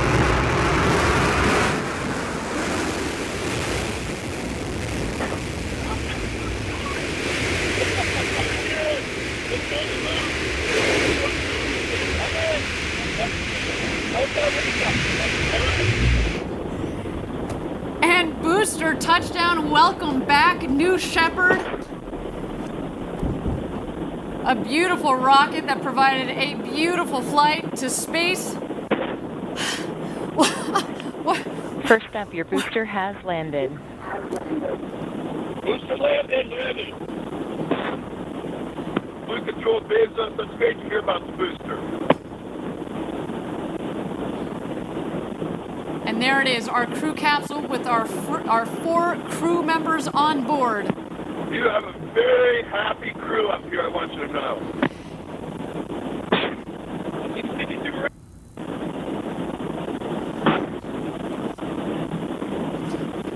Oh yeah, I see blue. I see the big barn. Stand by drogues. Stand by drogues. Stand by main. Stand by main.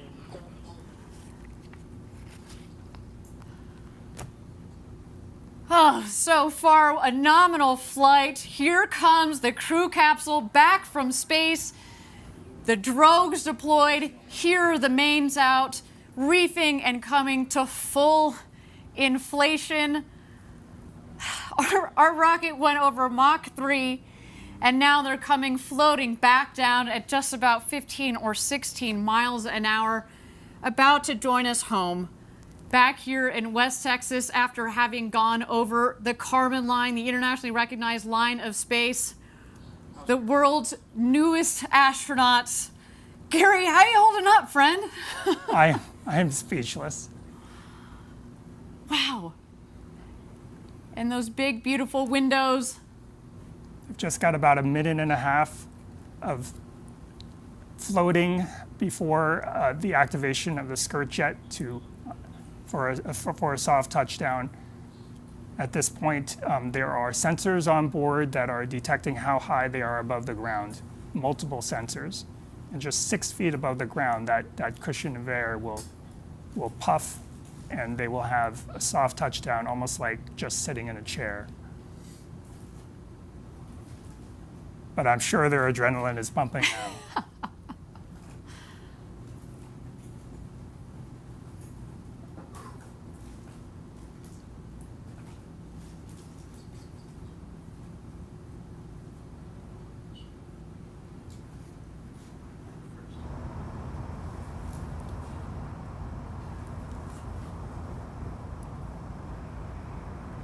And touchdown. Welcome back, New Shepard's first human crew. What a flight. Welcome back to Earth, first step. Congratulations to all of you. Oh, what a day, what a day. Very happy group of people on this capsule. And we're so grateful to everybody who made this possible. Thank you. Blue Control, Oliver, thank you so much for everyone there. It was amazing. It was amazing. Copy, first step. You have a very happy Capcom here as well. Let's do a status check. Astronaut Oliver. Blue Control, astronaut Oliver, status correct. Copy. Astronaut.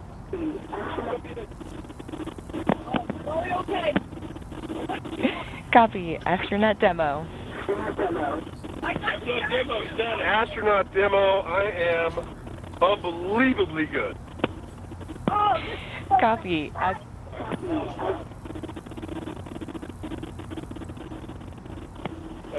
Blue Control, Bezos, best day ever. Copy, everyone. Go ahead and remain in your seats. Crew member 7 is on their way. Shortly, you will hear the capsule off-gassing.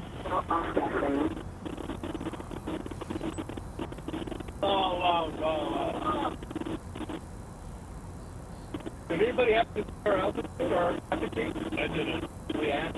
No, they got the we'll find out. It's okay. I had my main mission was accomplished. I didn't kick anyone. That's fine. That was only about 5 minutes. Yeah.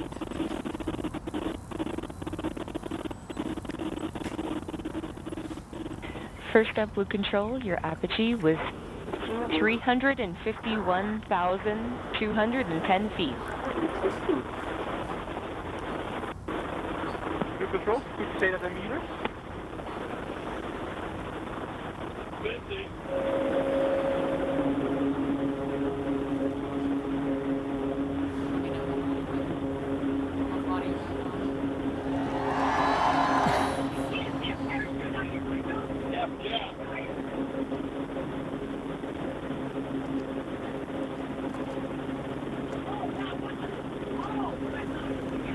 That was incredible. That was unbelievable. Wally, that was incredible. It was. I was thinking it would be more jerky, and it wasn't. No, I was the helicopters. I was surprised at how easy zero-G was. Yeah. It felt very, like, remarkably natural. It did. It's like swimming. Yeah. Yeah, it's not, it's weird. It actually feels good. It felt.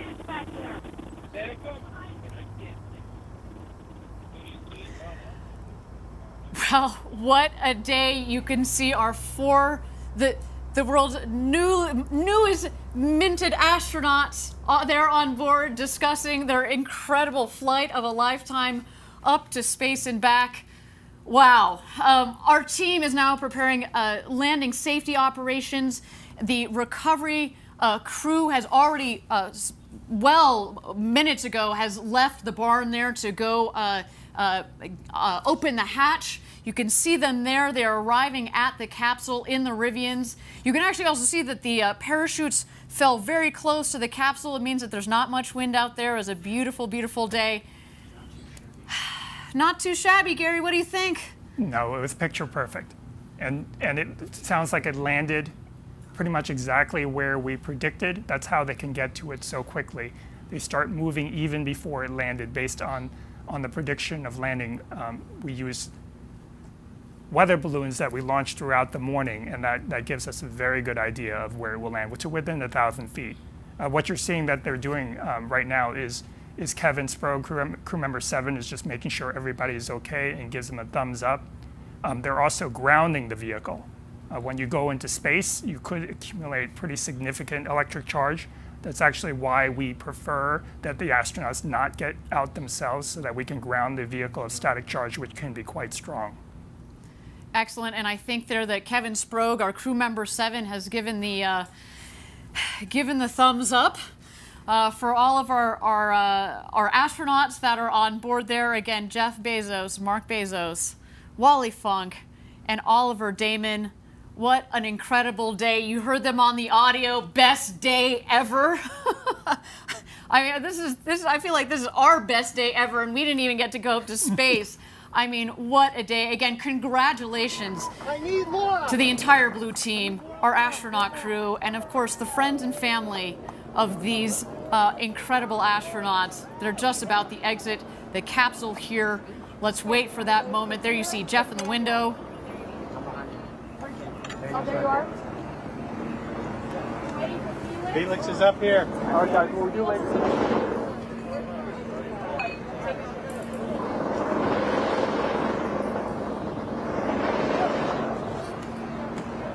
I got a main line in front of the hatch.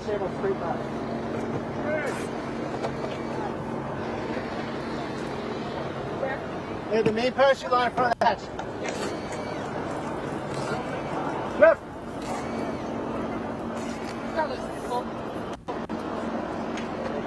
Okay, take the side, take the side. You can't find the bush. They're just moving one of the main parachute lines to make sure it doesn't snag the hatch when it opens. And there's Jeff. Thumbs up.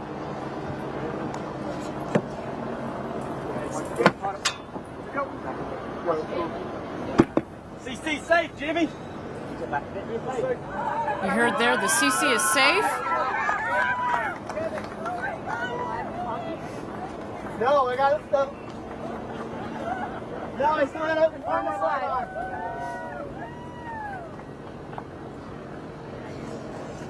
Confirm. Okay, you can go live. Go to the camera. Jimmy! Jimmy! Gary, the architect of New Shepard, congratulations to you, man. Congratulations. Give me a to hug. you. This is just, ugh. What a day. Again, thank you everybody for joining us live for our first human flight of New Shepard. Our 4 astronauts went to space and back, topping over 350,000 feet, well over 100 kilometers. They've come back down safely. We're just waiting here for egress. Our crew is going to get out of the capsule and meet their families back here on the ground. Of course, their families that have provided so much support since they were little kids and dreamt of this to this day and this moment. Where's Christina and Mar?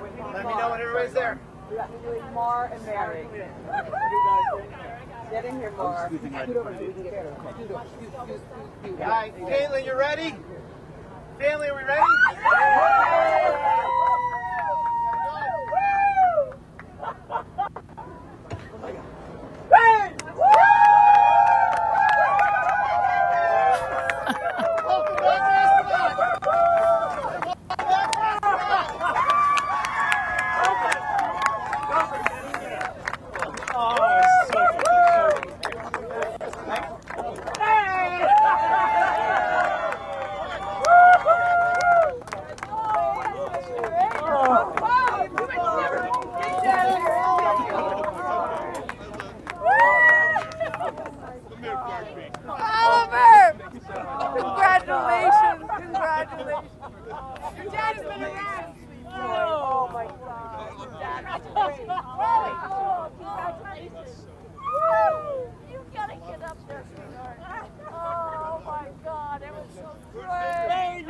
What a day again here, a successful launch and landing of the New Shepard rocket and crew capsule with our first human flight crew there, Jeff Bezos, Mark Bezos, Oliver Damon, and Wally Funk.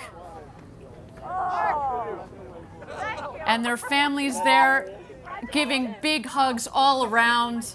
What a moment, so much emotion from all of them. The elation. Did you see Wally? Did you see Wally when she came out? You know, this I told you she was probably going to do a summer, cartwheel as she came out of that capsule. What an incredible, incredible day. Let's just capture a couple more moments of this. Again, space flight, so much engineering, so much objective, hard engineering, technical thought that goes into it.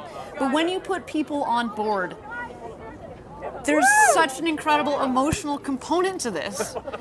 The time, the effort, the blood, sweat, and tears, you know this better than anybody else. Again, congratulations, Gary. Thank you, Ariane. And congratulations to the entire Blue Origin team. This might have looked easy today. It was anything but easy. To design a vehicle like this that is so safe that anybody can get on board. From Wally Funk, who today became the world's oldest astronaut at 82, to Oliver Damon, who became the world's youngest astronaut at 18. He joined us from the Netherlands. Again, big shout out to our viewers in the Netherlands. Congratulations. You should be very, very, very proud of your countrymen. I mean, again, and representing the next generation of people that are going to go into space. I mean, I can't wait to see what Oliver does with his future. I can only imagine. You heard him in the video.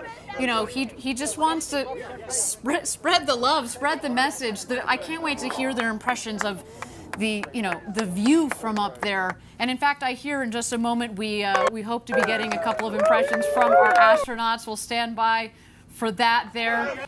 You see the friends, the family. You see our CEO, Bob Smith, there. You see a couple of our other executives, of course, this crew safety team. Champagne. And it's champagne time, everybody.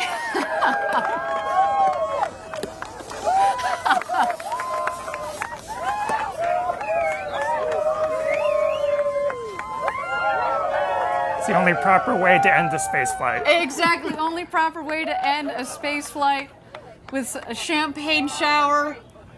And man, that is, let me just tell you, that is the beginning of the celebrations. There is a lot more to come. We are, again, not just the crew and the families, but everybody at Blue Origin who has made the historic day possible.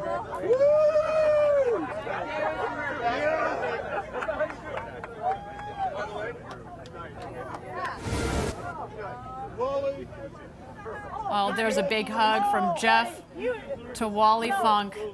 The oldest person in space. You. So that's so wet. A beautiful moment there. Thank you. For a woman who was denied her opportunity to go to space in the 60s, she had to wait to the 2020s, but man, it was worth the wait. There you see the Bezos brothers hugging it out. Oliver Damon, you saw him earlier giving his father a big hug. What a moment. You saw the first hug when Jeff came out of the capsule to his mother, Jackie, followed by his father, Mike. I mean, again, what a day. What a day. To the thousands and thousands of members of Team Blue, you contributed to today as well. I know you were all hugging it out back in Kent, Washington at our headquarters near Seattle, sending you guys a lot of love from down here in West Texas. What a moment.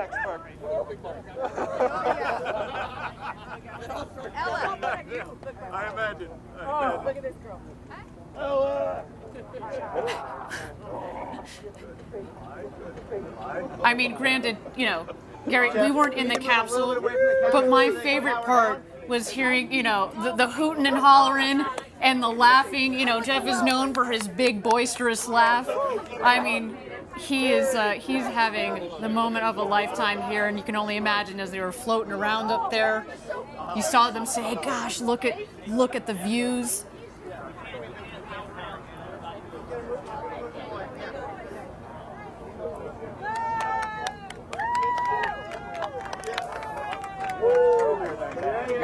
Gary, is this as you had expected it? 17 years ago when you joined Blue Origin, you know, we like to we like to, you know, start at the end goal, work backwards to make the design, and then build forwards.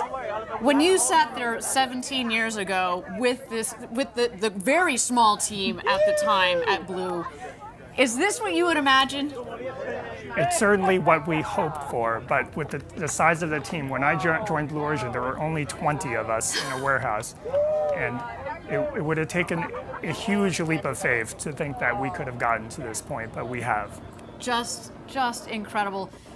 You know, I've been here 7 years. We were at 300, so man, you got me beat by a lot there. But you know, I can remember when I joined the team, and we were talking about the moment, the day that we were going to fly people. You know, you talk about it, but it's here and it's now. And I remember we were talking about, okay, well, what will this video look like, and what will that video look like? It doesn't compare. It doesn't matter. This is real. This is so much better than anything that we could have ever imagined. The emotional component to human space flight. We've had 15 consecutive test flights, which, as you said earlier, is why we knew that we were ready to put people on board this rocket. And that's what led us to today. To know that we could do this safely, and to give people the experience of a lifetime. And I think based on what we see there, I think you know, job well done, sir. Job well done. And not only did we do it today, we can do it again and again and again and again. Precisely. Absolutely love it. That was amazing. Everybody, I want to thank you all for joining us from around the world for today's Blue Origin historic first human flight. It's been a moment for the ages, and guess what? We're just getting started. We've got 2 more flights this year and several more in the coming years.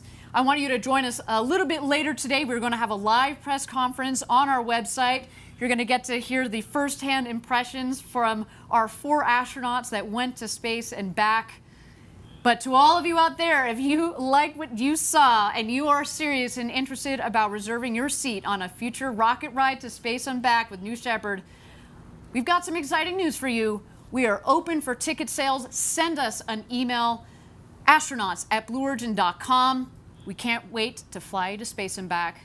Gary, it has been an honor to share the desk with you today, the architect of New Shepard. Thank you so much for your insights. Thank you so much for all of your hard work and all the hard work of your team that has made today possible. Thank you, Ariane. It was unforgettable. Absolutely. The road to space is being built, everybody, and we took a huge step today.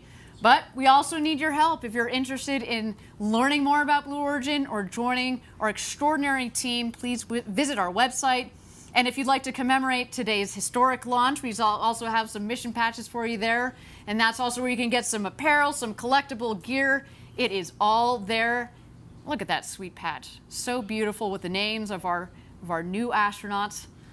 What a day. Everybody, my name is Ariane Cornell. Thank you so much for joining us. It has been a pleasure and an honor to be your host. And of course, until our next launch, Gradatum Ferociter.